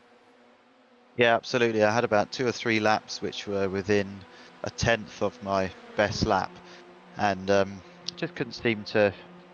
I think that I didn't quite get the most of the toe, but we definitely didn't have more than maybe a tenth or 2 in the bag to maybe advance us up the grid. I think maybe we could have had a P12 on the cards, but nothing better than that. So with these long drags up these steep hills and through the tight sections up the mountain and the long straights, it's just kind of, the ballast just really hurts you here. There's not enough kind of long corners, maybe like we had last week, where the balance of the car and kind of driving style comes into it. So yeah, as long as we weren't qualifying far away from our rivals, then that was the main objective, and that was achieved. Well, indeed, like you say, with Dan Mould joining you on the 8th row of the grid, your main rival firmly in your sights, and then going into race number 1, it looked as though it was a race where for every step you could take forward, you took 1 back, and finishing only P15 in the end, with Dan not finishing too much further forward. But then the Sim Racing Collective really coming on, particularly Andrew Pike. Yeah, absolutely. I got caught napping a little bit going into turn 1, and Higgins Jr. managed to get past me and then drag past me up the hill towards turn 2, followed by his teammate Andrew, who followed him through. So, like I said, I didn't want to cause any disruption early doors in the evening. And then Andrew had some great pace considering the ballast. He had to make a few positions up and advance himself up to what I believe was 11th place in the end. And John Higgins Jr. was racing very hard. It was fair, to be fair to him, but it was he wasn't making it easy for me to pass him. But I guess being part of the same organisation as Andrew Pike, that's what he's there to do. So yeah, it wasn't the easiest for first races, but I just had to keep pulling myself back and thinking it's not that bad where we are now, and the championship rivals aren't really outscoring me by that much. So Almost definitely, and like you say, but not being too bad with where you were and where you finished. Going into race number 2, all the weight was taken out of the car, and we immediately saw you surge forward to a P7 finish. yeah, again, I don't think we sort of flew through the field like we maybe would have done at some other tracks, because it's quite hard to overtake round here and you have to wait for your moment. So yeah, I think P7 was a good result in the end, kind of following Dan through the field there, and Andrew. They both made some good progress as well, but again, it took me a good few laps to try and get past Higgins Jr. He was putting up a stout defence to keep me away from his teammate there, but yeah, it was nice to show the true pace that was really there, and try and get as far up the field as possible. It was kind of fun battling through with Dan, where he would kind of get past someone, and then immediately I would get past another guy to kind of match him. So we was holding our cards close to our chest in that one, but we managed to sort of match the championship rivals again. Oh, indeed. And then in managing that and going into the final race, the provisional gap between yourself and Dan standing at what was the best part of 19 points, and with a top 19 at reverse grid as well. It looked as though everything was starting to go your way, given the fact you'd be starting ahead of your rivals and knowing that they'd have to get a huge overhaul of points on you in order to entertain beating you in the championship. Yeah, I mean, I started race 3 really well, made some positions up, and I felt like the pace was really good in the car, and then kind of it got bottled up a little bit with a couple of the guys in front, and there was kind of a bit of a bit of a chain reaction going through the hairpin turn 3, I believe, going up the hill, and someone drove into the back of me and actually gave me some severe wheel damage. So from about lap 3 onwards, the car was crabbing really horribly, so much so that I was surprised not to get the meatball flag, because I've had less amount of damage and got called into the pits before. So it was really heart in mouth there for the rest of the race. The straight line speed was absolutely killed. So Dan Mould, I had no fight for him. I just had to let him past, and it was just a case of trying to get a feel for how the car was driving with the steering wheel pretty much at 4 o'clock or 3 o'clock down the straight. So it was a bit hairy, but I got used to it, and luckily Dan didn't continue to make progress through the field. So in the end it was enough, but it was very much a heart-in-mouth race. I thought maybe one curb stripe too much could have been enough to set the car, set the suspension off and call me into the pits, but luckily the iRacing gods held out for me on that one. Oh, most definitely, and well, a surprise there, and not a welcome one to be sure, but being able to carry on racing, that was the most important thing of all. And in the end, coming on through the final quarters on that final lap, I have to ask, was it in your mind already that you got it done, or was there an element of, I just need to see it in writing?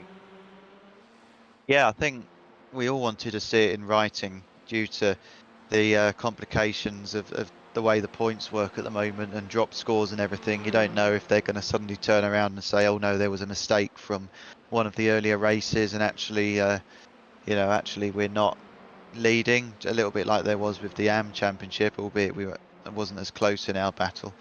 But yeah, I thought I'd done enough, barring any miraculous situation. I knew that Dan didn't have fastest lap, which was another 5 points, which he managed to achieve in race 2. So yeah, I was 99% sure that I'd done enough coming around the last corners, but to see it in writing and see the championship officials confirm that was a good relief. Oh, indeed. It takes a huge amount of weight off you, knowing that second title is yours. And well, Mikey, I have to ask now, of course, after what has been a very, very tough season of racing, which has seen the championship lead only fall to you at two different points this season, early on in the championship and then right towards the end here. When you look back across the whole of the season, what have been your highlights or your one moment that stands out the most? God, there's many. It feels like it's been a very long season. I think back to Monza, actually, the first round to qualify on pole when everyone doesn't have any ballast. So I feel like that's the one true showing you get all season as to who's got the true pace, and it's always nice to tick that one off and get the pole, because obviously from there on in you've got success ballast. But it was nice to finish that race 1-2 with my brother Joseph, and then in race 3 have Isaac get his first win as well. So that was a good evening for Doble sim racing. From there on, it all feels like a bit of a blur. It's a bit of a slog, everyone had their moments where we were involved in accidents and carving back through the field. I can't really put my finger on anything, I'm afraid. Obviously winning the championship tonight was a bit of a highlight as well. But yeah, it's been one tough season of racing, probably the toughest we've experienced yet. Oh, most definitely, I'll agree with you on that. And of course, looking ahead now to season 5, you have the option of running the number 1 door number on your car or the 88. Can we expect you back on the grid to defend your crown and perhaps go for a triple? Definitely be back on the grid, yeah. Yeah, it's definitely the highlight of my week on a Tuesday night. What else would you be doing on a Tuesday night, especially in the winter? But yeah, I don't know what number I'll be running yet. I mean, I kind of like to keep my number 88. Yeah, the one is a little bit more original than the number 1, but it doesn't seem to bring Jamie much luck either. Every time he runs the number 1, he loses the championship to me the following year. So I think I better keep my 88. But yeah, we'll definitely be back in full force. Haven't decided exactly what car we'll be in yet, although the Veloster did feel particularly nice to drive this season. So good chance we'll be back in that. And yeah, looking forward to it. Oh, that's absolutely brilliant to hear, and I definitely would say that many tuning in right now, and like myself, will be looking forward to seeing you back on the grid in only a couple of weeks' time to start your defence of your second title and looking to make it a 3rd in sequence. But Mikey, just before we let you go, it's been an absolute blast having you on the grid all this season and fantastic performances throughout the whole season. But is there anybody you'd like to give a shout out or a thank you to live on the broadcast tonight? Yeah, so as always, we'll start with family, mum and dad that are watching downstairs, close grandparents watching from their sofa at home with probably a nice cup of coffee or a tea, any other family, aunties and uncles that are watching, tuning in. Thanks to John Higgins Senior and his company for supporting the championship and sponsoring it. Sponsors obviously are very important in motorsport, and quite often, especially in the real world, we don't go racing without them. So thanks again, and it'd be great to see if he's going to continue for the future. Thanks to you, Paul, for great broadcast as always. I think you very much established yourself as the voice of the NXTCC and NextGen. So I think that the broadcasts get better and better every season. So yeah, keep up the good work, mate, and hope to see you in the real world as well soon. And thanks to Jamie and all the NextGen for putting on a great league as always. And I must give a shout out to my teammates as well, Joseph and Isaac. We'll try and get that team's championship when we come back next time. Looking forward to it. Oh, indeed. And thank you very much, Mikey, for the kind words there. But with that, it's been an absolute pleasure to have you join me for one more interview this season. Congratulations once again, not just on your performances today, but also becoming our Season 4 NXTCC Overall Drivers' Champion. It was well deserved after 10 rounds of absolutely hard-fought racing. But Mikey, you are champion. Savour the moment, enjoy it, and we look forward to seeing you starting your defence in only a couple of weeks' time in Season 5. Until then, all the best. Thanks a lot. Cheers.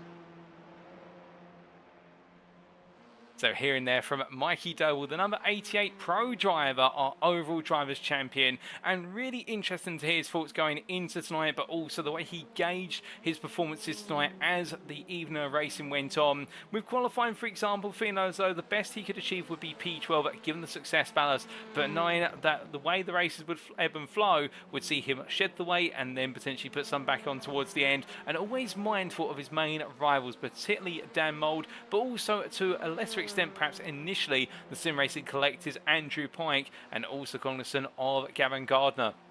But as he went racing from race number 1 into race number 2, making progress, not taking too many risks, and also quite surprised we didn't see any safety cars or major incidents given the mountain. But then speaking about incidents on race 3, and we can see it now in fact in these replay pictures about his point on the car crabbing after that knock in race number 3 early on with contact with another driver, and the car not wanting to point in a straight line down there, and well, the iRacing god, he said himself, being on his side today and opting not to give him what would be a meatball flag or essentially a car condition flag to demand that he comes into the pits and have the car repaired, because that could have turned things completely on its head come the end of the season, but not to be, and fighting on with a wounded car and bringing it on home in the end. And that's why Mikey Doble is your champion for the purposes of this season, and well done to him for a season championship, well and truly deserved.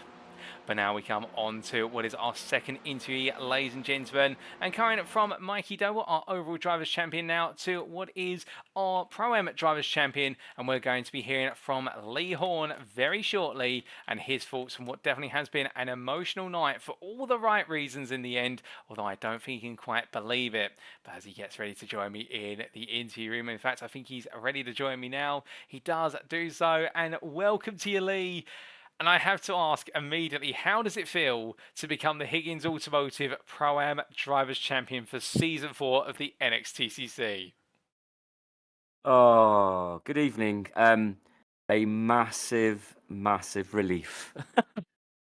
That was so emotional, such an emotional evening, such a poor, really a poor night that I was clinging on by my fingernails to try and challenge, and I thought it had gone, and it went right to the end.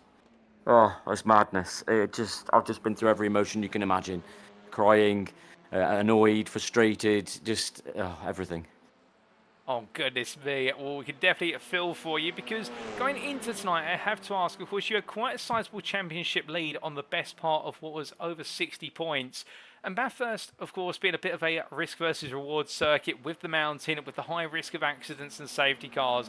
What was your mindset coming into this round? Were you expecting it to perhaps be one of those ones where you could take it a little bit easier than most? Or was it, okay, I've got to be switched on from race 1?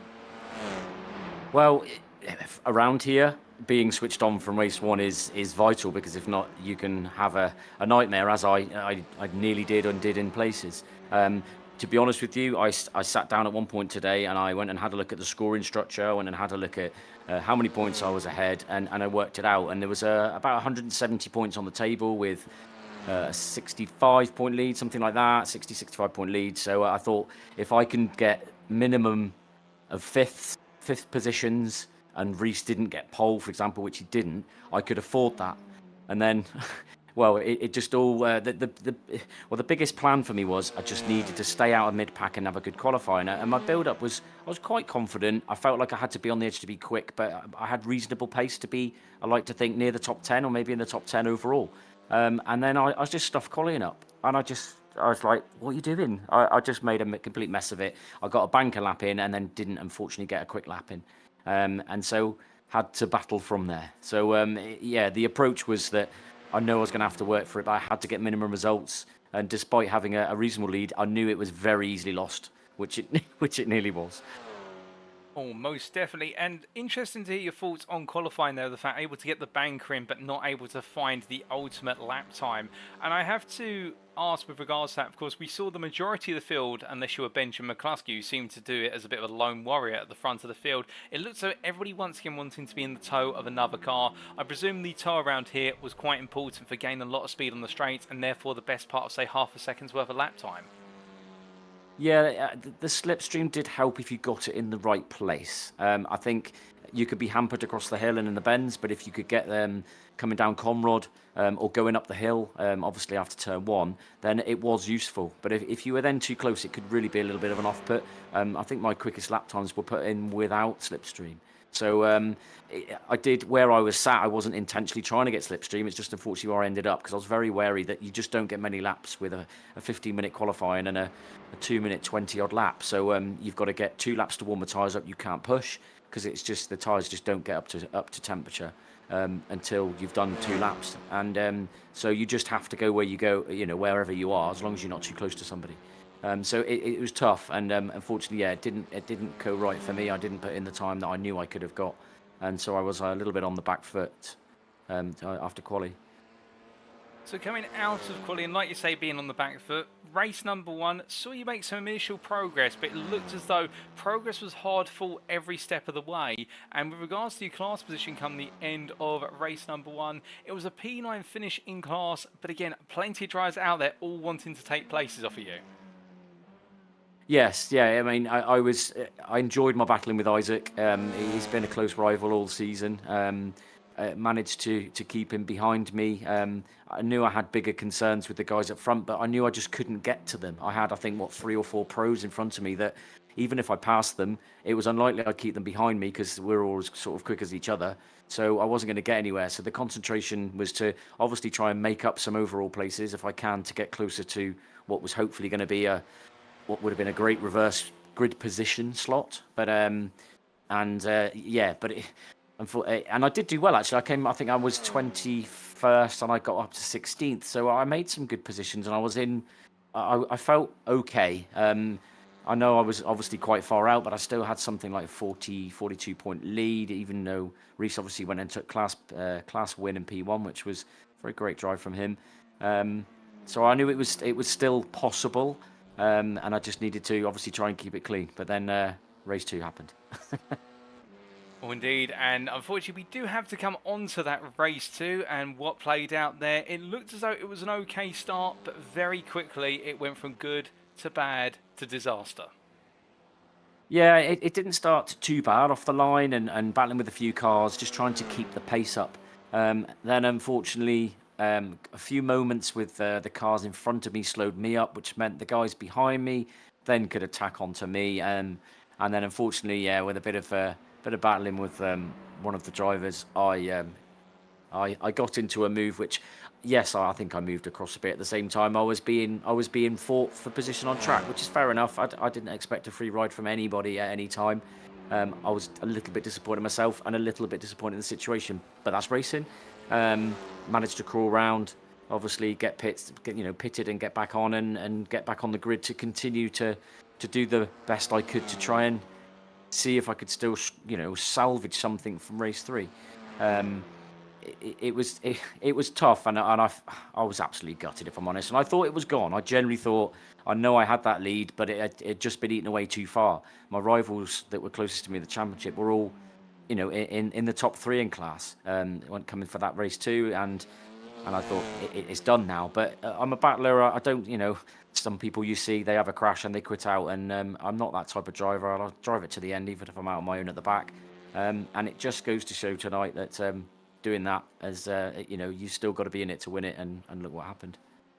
Oh, most definitely. And coming on to that race number 3, again, really knowing now the gap between the two, yourself and what was Reese, were only 8 points in it, and Alan McCain a further 17 away. It would have taken a huge upset for McCain to take it, but for what, all he needed to do was finish a few places ahead of yourself. I have to ask, as the race went on, were you aware of where what was, or were you just focusing on what you could do in the race?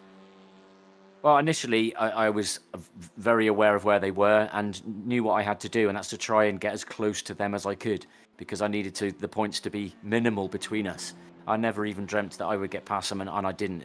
Around here, and the competitiveness and closeness of the field, I did think it was a bit of an impossible task.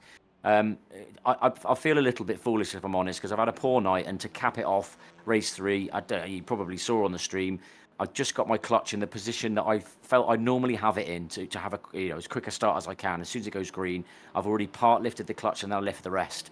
And I just lifted a little bit further than I usually did, and I hadn't realised, and I crept forward by, enough to put my wheels onto the lines of the box. I hit the brake, stopped.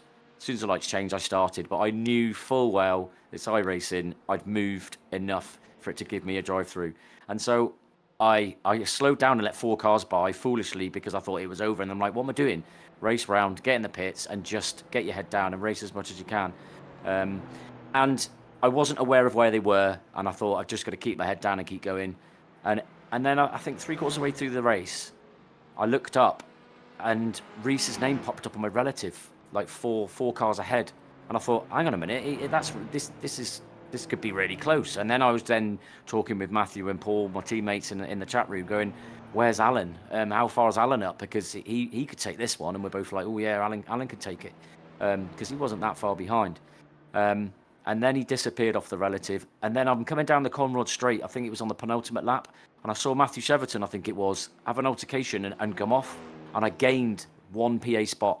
That was the difference. It was nothing to do with me or my skill, and I've, like I say, I feel a little bit embarrassed at how poor a night I've had. But I kept my head down, I kept going, and things came my way by the fact that whatever happened there in front of me that gave me that 1 spot is really what's probably helped me to secure the championship with what was a poor 3 races. So, a very emotional night. I'm very pleased, and my congratulations go out to the competition, to all the other pro-ams that have given everyone a good battle throughout the whole season.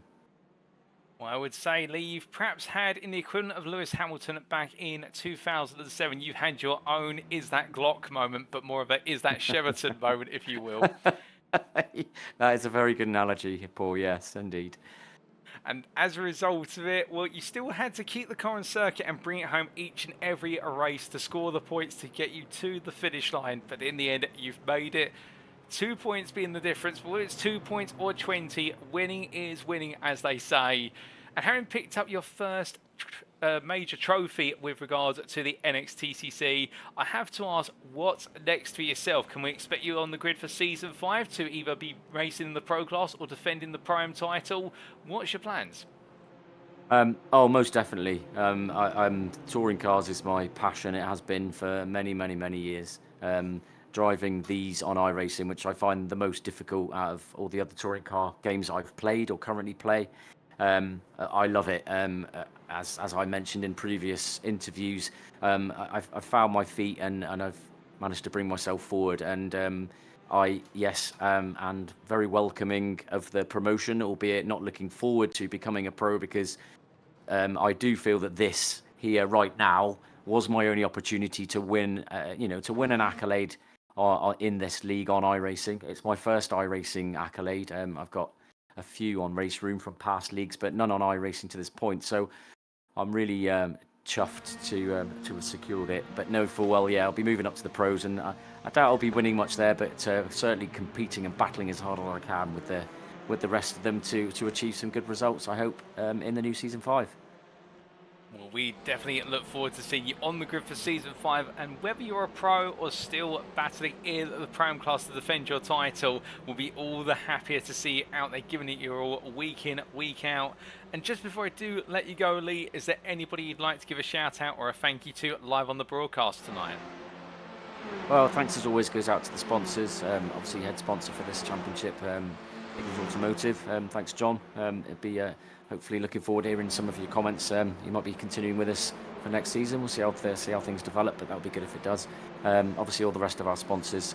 Jamie for putting up with all our strivers and our constant sort of why don't you do this and why don't you do that and constant jibes and suggestions to him that probably bug him quite a bit, but he fends us off well, has his moments himself, but he does a grand job, and he just needs to chill out a little bit sometimes with certain things, but and we're really grateful that he does what he does, because I mean, look at how successful and popular this series is. So yeah, shout out to anyone that's been watching throughout the season. Obviously, as always, thanks to yourself, Paul. Cracking job. Everyone says the same, and we all say the same thing because it's all true. You do a grand job, and we really appreciate you. Obviously, the rest of the admin in the background that are helping out in various places, Gavan with his spreadsheets, and the rest of the guys that get involved with them stewarding and whatever else that goes on. So yeah, thanks everybody for watching. Well, Lee, it's been an absolute pleasure to have you join me in the interview room, and well, I think many will agree with the fact that whilst you may have ended your championship campaign on perhaps the most difficult day of racing we've seen for yourself in the NXTCC since your debut, nothing can be taken away from you in the fact that you still were there on track and put in every single lap to get it on through and bring home that Pro-Am Drivers' Championship crown, and it's well deserved in what has been a battle that's gone down to the wire. We cannot wait to see you on the grid for Season 5, I can tell you that personally. I look forward to seeing how you get on with all new season of racing. But until then, enjoy the moment. I'm sure it's going to dawn on you gradually in the fact that it has been a championship well earned. Until then, we wish you all the best and have a great rest of your evening. Thank you very much, Paul. Good night, everyone. So hearing there from Lee Horn, from Sam Casey for Next Gen, and what a way to wrap things up. In his own words, as he described, in the end, one of the most difficult days of racing he's ever had, for the simple reason everything went wrong over the course of each and every race. Whether it was the qualifying session where he couldn't quite get the lap he needed to, with the fact he only managed to put in a banker. In race number 1, making a degree of progress but having to fight very hard to move to P16. Race number 2, it all went wrong with the major incident early on, but still coming into the pits, getting the car repaired and then going once again. Or race number 3, as we saw briefly in the replay clip only moments ago, lurching forward on the clutch on the start finish line before the lights went out and picking himself up a drive-through penalty before he even got to the start finish line to go racing. But still, in a moment at the end, as we described it there as an Is That Sheraton style moment, in the fact that with Matthew Sheraton having the off and Lee Horn gaining 1 place in the closing laps to take the Pro-Am Drivers' Championship crown, nothing can be taken from Reese Watt in the fact he delivered everything as best he could in races 1 and 2 and almost had a perfect evening, with race 3 just caused him to fall slightly short of the mark. And meanwhile, Lee Horn, whilst everything went wrong, didn't give up, and he really is a story to remember, ladies and gentlemen. Everything's against you, never give in, for the simple reason when you see things through to the conclusion, you will be rewarded, and that's exactly happened here to our Pro-Am Drivers Champion. And now we come on to our final interviews for today, and we're going to be hearing from a pair of individuals, ladies and gentlemen, starting from what is the Next Gen Racing Pink team. And in fact, we were going to have also what was, I do believe, Benjamin McCluskey join us, but unfortunately he's not available anymore due to the fact it's quite late and he does need to go get some sleep ahead of work tomorrow, and that's completely understandable. So we're going to be hearing from the pair rather than the trio of what is Jamie Dory and Gavin Gardner from Next Gen Racing Pink, to hear from our team's champions and, well, their thoughts on what definitely has been a night that's been topsy-turvy for the pair of them in their battle with Doble Sim Racing and also what was the Sim Racing Collective. But as they join me now, welcome to you, Gavin, and welcome once again, Jamie. It's great to have you both here. And firstly, your team's champions for Season 4 of the NXTCC in a team's championship that literally tossed and turned with every lap that was run here at Bathurst. I mean, can you guys believe it's happened? Is it still dawning on you at the moment? Just, what's your initial thoughts? Go on, Gav. Yeah, no, I think it's yeah, it feels great. I think, sure, Jamie's, I don't know if he's said anything already, but like coming into it, we were pretty far behind. I can't remember what the exact gap was. I think it was 50 points maybe. So I think we were not out of it, but obviously it was going to need some good results to, you know, to get us back into it. But I think me and Jamie both love Bathurst, and Benji's been running great in practice. So I think we had a really good shot coming into it. So yeah, no, it felt like we had a shot, and then yeah, to sort of convert it feels excellent. Yeah, it's sorry to interject. Like Gav said, I think it was out of our reach. Obviously, you know, working together as a team, trying to do what we can as we've been good at all season. It just kind of came together when it mattered most, and we managed to put those points on. You know, sometimes working as a team, you can hamper each other. Well, there's been a few occasions this season, but generally, I think it's a rock solid team, and yeah, it's worked really well. Oh, most definitely. And like you were saying there, Gavin, the fact that it really was a bit of an outside chance, but you managed to seize the chance and make it happen. And like you say, Jamie, the team methodology all coming together over the course of the season. A real good mould for NXTGEN Racing Pink.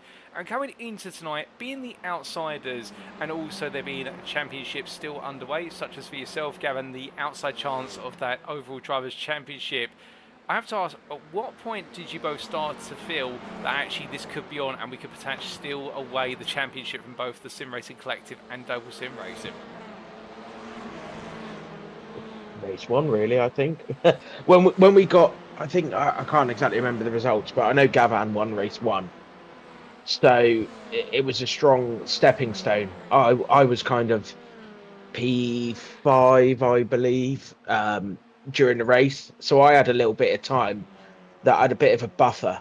I was looking at the teams and I was relaying at that time the positions to the team, saying, okay, well, if we score XYZ with now this, and trying to work it out. Race two, I was obviously a bit more focused on driving. I backed off a little bit when I noticed Joseph towards the end with the lighter car had a bit more pace. I backed off to try and give Benji the toe on me, so we could try together to pull away from Joseph, who's obviously was one of the rivals. So yeah, we were trying to work together, like I say, and in race three, it was an outside chance, and frankly, the championship, because of race three, went down to Gav with his finishing position. Me and Benji were stuck in that battle with weight one and P1 and P2 weight. So, you know, Gavan's drive and how he was driving with the sim racing collectives, scoring a P1, P2, Gav's positioning just was enough to give us the teams. Well, Gav, I mean, you're being teed up there to be perhaps the man of the moment for NXTGEN Racing Pink, and I think I can agree with Jamie in the fact that win in what was race number one after taking pole position, and race number two perhaps not quite working out of a P13, albeit with some damage on the car from what my memory serves me, but then race number three, a P4. I mean, you've always had a habit of making the Audi RS3 look incredibly strong, despite many saying it's not quite there or opting not to drive it. I mean, it must always put a smile on your face to see yourself right up there battling with all the biggest and really being one of the big boys on the grid. Oh yeah, absolutely. I think there are certain tracks where the Audi struggles, and I think maybe the other cars don't struggle in those tracks, or they don't have bad tracks that are as bad as the Audis are. But I think the Audi can, you know, hold its own really, and I think this is definitely a track where it was able to. I think sort of, yeah, going into qualifying, I wasn't feeling like I was going to get pole. I think sort of coming towards the end, I think the last two laps, I think I was in front of one of the other guys. I thought I'll give them a tow, I'll drop behind, and then I'll take a tow off them and see what happens for the last lap. And sort of coming to the last lap, they were a bit far back. I couldn't be bothered to try and slot into line, so I thought I'd just go for it. And I think it might be one of the best laps I've had in qualifying, sort of ever on iRacing. Sort of to get that pole with the ballast, where it was only P6 ballast, but yeah, that felt very, very good. And then to sort of be able to hold on to P1 roughly. I think there's some great battling with Bill Guthrie and Damon Mulgreen, and yeah, just sort of holding on to P1, and then Benji managed to get behind me and he just held everyone off. So yeah, massive thanks to Benji for that. I think he finished P3 in that race. So yeah, I got the P13 in there. Like you say, race 2, I struggled a lot. I think the weight, and then I got a bit of damage on the front. I just lost front end speed and was just going backwards. But I was just thinking, Jamie and Benji can, go and do their thing. I saw them flying off and I was just thinking, yeah, they're doing a great job. They get P1, P2. I'll try just to stop the bead at P13 so we at least get on the reverse grid with no weight, and then hopefully I can do something race 3. And then yeah, like Jamie said, sort of just about managed to get P4, and with the other guys' results, that was just about enough. So yeah, sort of a great team effort really in the end. Like Jamie said, he's sort of giving us updates during race 1 about where the Doble and the Sim Racing Collective guys were, which was very useful. Sort of, we knew at that point we were looking at like a 30-40 point swing in our favour from that one race, and from that point it was like, okay, it's definitely on. We've got a 50 point gap and we're eating up a huge amount of it in race 1. All we need to do is have another good race and then a reasonable race, and it'll be ours. And yeah, it all worked out in the end. So yeah, great few races. Yeah, love Barfirst and got another reason to love it now. Indeed, all working out in the end. And coming back to yourself, Jamie, particularly with regards to that race to the 1-2 between yourself and Benjamin McCluskey. I mean, you're the defending champion. The accolade now goes to your rival, who you seem to share the overall championship with, aka Mikey Doble. The two of you to a piece now. But we haven't seen you on the top step too often this season, but making it your way back on there for the penultimate race of the season, in a way it must have felt quite special, given the fact you really have been having to battle against the elements every round. Yeah, I think, it's that typical number 1 curse. I thought, I'm going to break it. Everyone who's ran it has not liked it. And I thought, I'm going to break it. I'm going to take the number 1. Obviously, I changed cars. I've won a championship in a Honda, won a championship in a Veloster. I thought, try the Elantra. I just want to kind of take a win in every car. A championship, sorry. The Elantra's great. I really, really enjoyed driving that car. It's not quite to my style. I am a very rear entry driver with regard to taking a corner. I like the back end to step out and manage the car with the front. The Elantra being such a big vehicle, it just doesn't work as well as the smaller wheelbases. But yeah, with that being said, obviously I can't go down without a little bit of a fight in the nicest possible way. I had to kind of get my name up there somehow. I knew that the championship was pretty much done. So it's nice to bring that gold and pink car to the gold position in at least one of the races. Obviously, I think I know what car Gav's going to be using next season.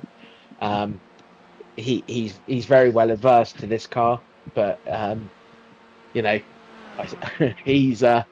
won't change unless he surprises everyone. So we're thinking ahead, going forth, trying to take the team's championships again. I mean, blowing my own trumpet here, I've won every team's championship in the history in the NXTCC. First off with NXTGEN, Orange, me, Dalmont, and another driver. Then it was myself, Mikey Doble, Will Redford, and Joseph and Isaac joined. Last season was obviously again was with us lot, and we've won it furthermore with this one. So a small goal is to take the team's championship again for the 5th time in a row. But yeah, I can almost guarantee you now I will be in a different car. So, yeah, we'll see.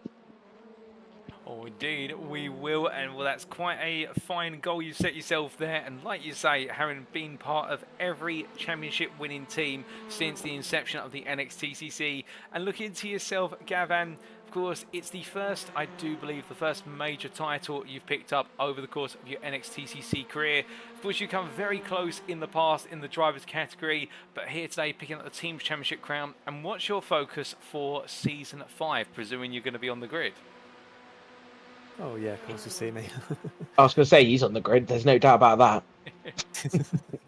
Yeah.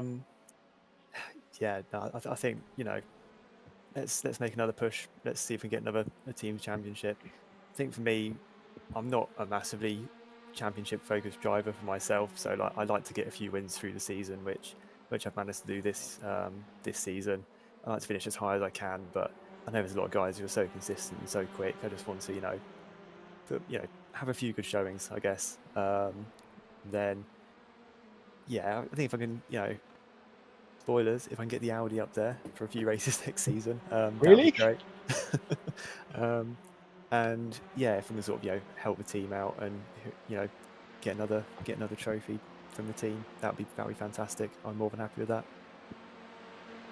Well, we'd love to see that there, and even if it is the same old Audi again, to be fair, Gavin, I don't think it's going to upset too many to see the Audi RS3, because like I said earlier on, you're always pushing that car to the absolute limit, and variety is the spice of life, or at least it is on the grid of the NXTCC, but nothing to take away from the other machines here.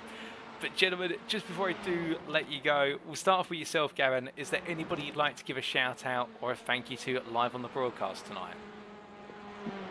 Oh gosh, yeah, I guess massive thanks to Jamie for arranging everything.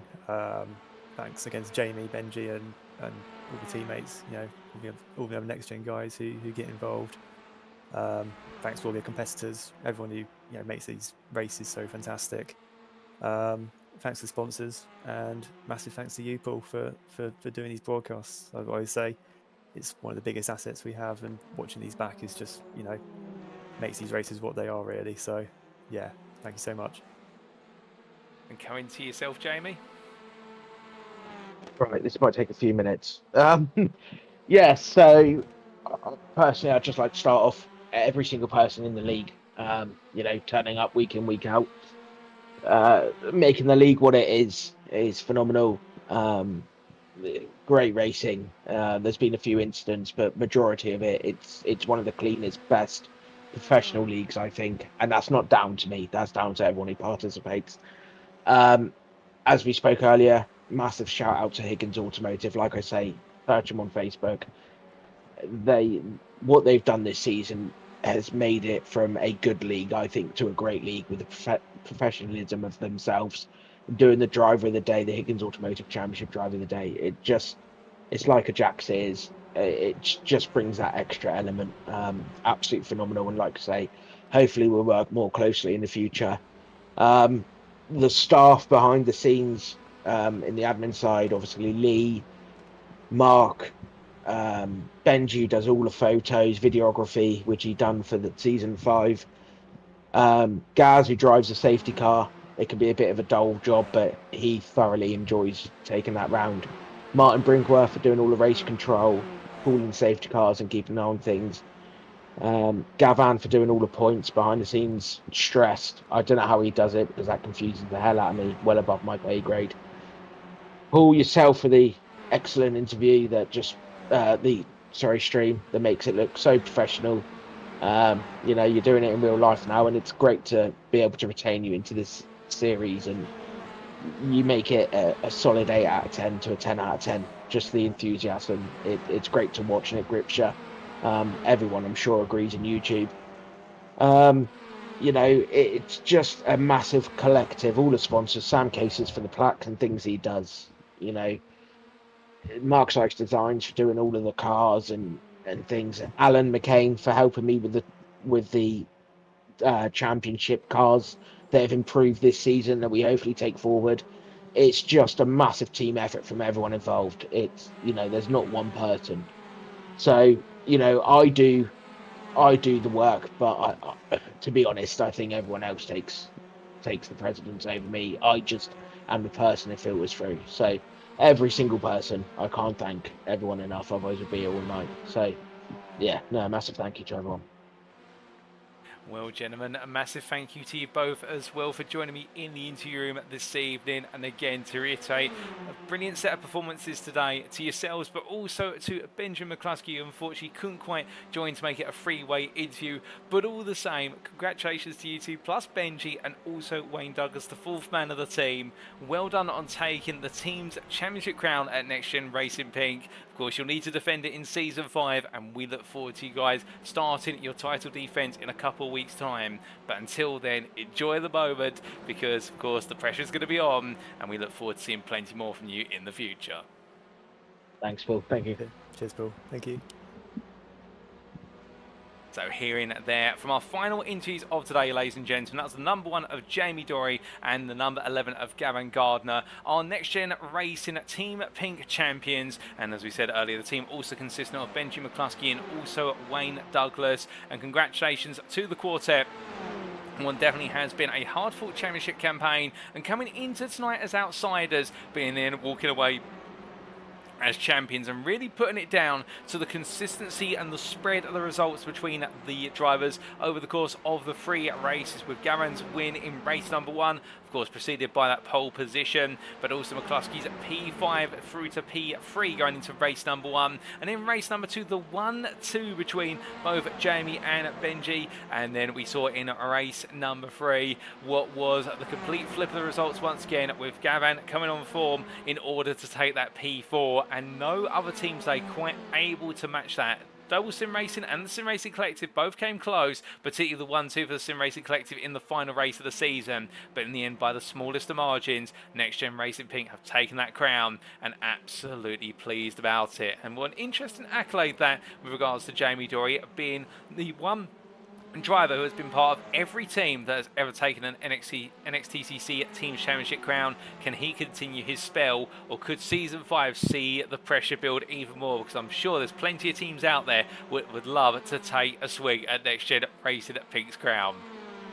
But with that, ladies and gentlemen, that concludes our interviews for today. Congratulations to all of our interviews for their performances. All champions today we've had for interview. We started off with Mikey Doble, our overall drivers champion for Doble Sim Racing in the Pro class, and we do apologise for his race 3 result being incorrectly listed. That has now been corrected there. But congratulations to Mikey for taking his second crown, even in the score versus Jamie Dory. They are both 2-time champions in the 4-season history of the NXTCC, and both of them will be looking to try and get one over the other in Season 5, or could we see a new name on top? That's, of course, the one big thing we always look out for, and there were a number of drivers this season who went all in for it, including Joseph Doble, Andrew Pike, Dan Mould, also Kieran Sharp, just to name a number, and they'll be looking to try and make resurgent runs into Season 5. We then also have your Prime Drivers Champion, our second interviewee of Lee Horn for Sam Case of the Next Gen. He can't quite believe it still, and I think it's still taking time to settle in, but I think the number 36 driver in the end will realise that all his performances earlier on in the season really coming back to support him in the closing stages of the season, plus also his never give up attitude, which really was the final step to glory tonight. And lastly, you've just heard from our Next Gen Racing Pink Teams champions, all in the Pro class of Jamie Dory, Gavin Garner, and also, unfortunately, couldn't quite catch a word of him, but Benji McCluskey, and also Wayne Douglas, part of the team. And congratulations to them on becoming our champions for the 4th season and first-time champions in their own right. But with that, ladies and gentlemen, it does mean that it's now time for us to wrap up. Thank you very much for watching, and if you have enjoyed today's show, in fact, if you've enjoyed the entirety of the season of NXTCC Season 4, sponsored by Higgins Automotive, well, why not firstly check out our official website, that's nextgenracing.co.uk, to find out more information about the NXTCC, plus other series we run at Next Gen Racing, and what we've got coming up in the future as we go from strength to strength in 2023. As you can see on screen, with regards to our website, it's the home of clean and fair sim racing for all, and we continue to host leagues. We've been hosting leagues for the best part of 16.5 years, coming up to our 17th anniversary on PC and console, albeit our focus now is primarily on PC. That's not to say we won't go back to console one day, but we'd love to have you as part of the community. Whether you're just a casual member, a league competitor, or plenty more, there's plenty of space for you in the Next Gen Racing community, because we're here for everybody, whether you're a rookie through to an esports professional. But if if you don't want to necessarily go to our website and perhaps you're more of a social media person, then the best place to go to is our official Facebook group. That may be found at facebook.com/groups/NextGen Racing, where you can find out all the similar details compared to our website, but you could also find out there about what we do behind the scenes at NextGen in terms of our staff and admins, both on the virtual racing circuit and also on the real racing circuit, with a number of our administrators and staff members being track marshals and even some of them being real world racing drivers. We'd also like to take a moment to say thank you to our sponsors this season, particularly our title sponsor, Higgins Automotive, their Facebook page on screen there in terms of the link available. And if you are in the market for a car that is as good as new, then Higgins Automotive is the place to go to. Specialists in car restoration, the team's meticulous efforts to see many a car go from salvage to sale faster than you can do 0 to 60. If you'd like to know more and see what stock they have available, then be sure to check out their official Facebook page there on Facebook, and that's the Higgins Automotive link right there on screen. Now, coming up, of course, ladies and gents, we have promised plenty of time so far is to talk about Season 5, because we will be back for an all-new season of racing action, and save the date. It's only 2 weeks from now. It is Tuesday, the 7th of November, 2023. And you've seen the promo shot earlier on where we had the lovely reel put together by Benjamin McCluskey, which really showed off a load of fantastic racing from Season 4 and really has set up the appetite for Season 5. However, I think we can do a little bit more than that. I think we can go one step further and we can reveal some more details for you. And well, ladies and gentlemen, and without further ado, as you can see here on screen, here are the official details for Season 5, and we'll start on the 7th of November. The prices remain the same from Season 4. In the fact, it's £10 for a single driver if you want to sign up, £18 for 2 drivers if you want to sign up as a pair, or if you're going for a trio of drivers to form a team, then £25. And within it all, it means that you have the same setup of races, 10 rounds of racing with 3 20-minute races in each round, so 30 races on the schedule, much like this season, all preceded by qualifying and practice sessions which are set up on a weekly basis. But on top of that, you're probably wondering right now, is there anything new on the cards that you can glean from this promo? Well, we have the return of success ballast per race because of how successful it has been in Season 4, and there will be on the success ballast side, albeit it is being finalised at the moment, but rumour has it there's not just going to be success ballast for the overall Drivers' Championship,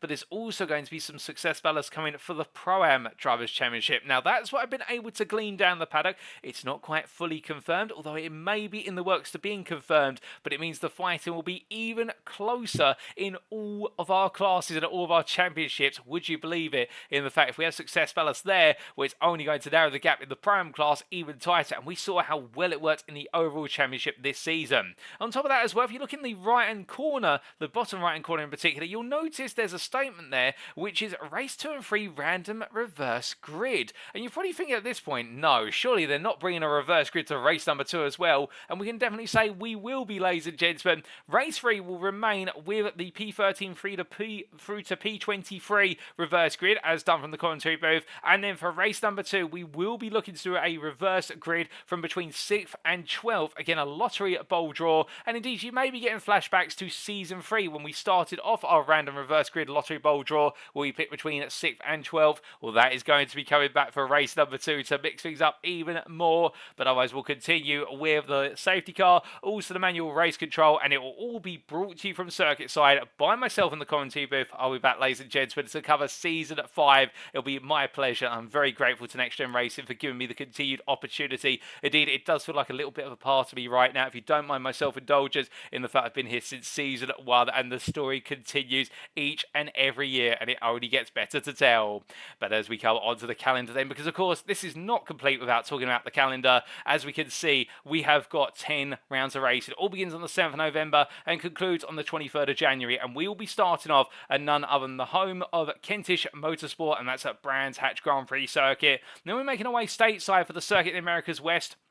And you may be looking at this calendar, and as we go on through, realising these are a number of locations we have been to previously, and indeed it is a mix of old and new here, as we then will be making our way for the first time in the series history to Interlagos in Brazil on the 21st of November for round number 3. Round 4 will see us return to the infamous Canadian Tire Motorsports Park, a much-loved circuit, or Canadian Thruxton as we referred to it in Season 1 on the 5th of December. Round number 5, to conclude what will be the first half of the season, we'll see our drivers take on the Nürburgring BESWEC layout, and that will be the official Grand Prix layout, if you will, with the fast version of the Vidal chicane. And well, we've been there before, but not for the full Grand Prix layout, more for the sprint strecker layout. And then we'll see in round number 6, Oschersleben making a return. Indeed, the infamous site where we did see the first ever Pro-Am overall win that was taken by Reese Watt in the Season 2. And we're going to be back there for the alternate layout. And then we'll be seeing the introduction of a new circuit in the form of Magny-Cours, where the Grand Prix circuit in France will be playing host to our drives on the 2nd of January to start off 2024.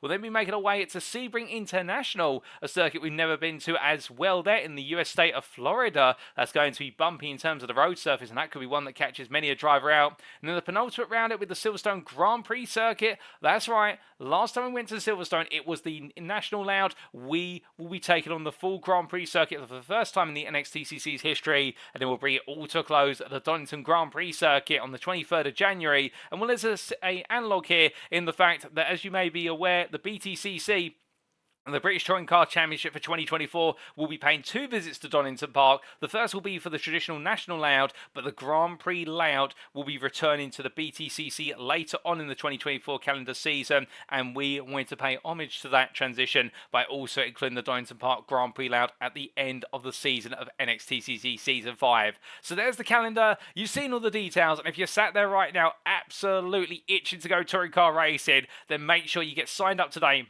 Go to our website, also to our Facebook group, join the official NextGen Racing at Discord, and get yourself signed up on the grid, ladies and gentlemen. There's 60 spaces available, and they will go very quickly. And indeed, we would love to have you on the grid. So save the date. It will be the 7th of November when we raise the curtain on Season 5. But until then, this has been the conclusion of Season 4 of the NXTCC. Unfortunately, we do have to bring up the curtain down now, but it has been an absolute pleasure to bring this to you. For we have been NextGen Racing. I've been your host and commentator, Paul TX141 Walsh, also known as Britain Spit, depending on what media you follow me on. Congratulations to our champions, and well done to all the drivers up and down the grid. They truly have made this season special. And did you guys and girls tuning in have made it just as special as well. But until next time, remember to stay safe, stay well, stay smiling, and most importantly, remember to stay on track. Good night.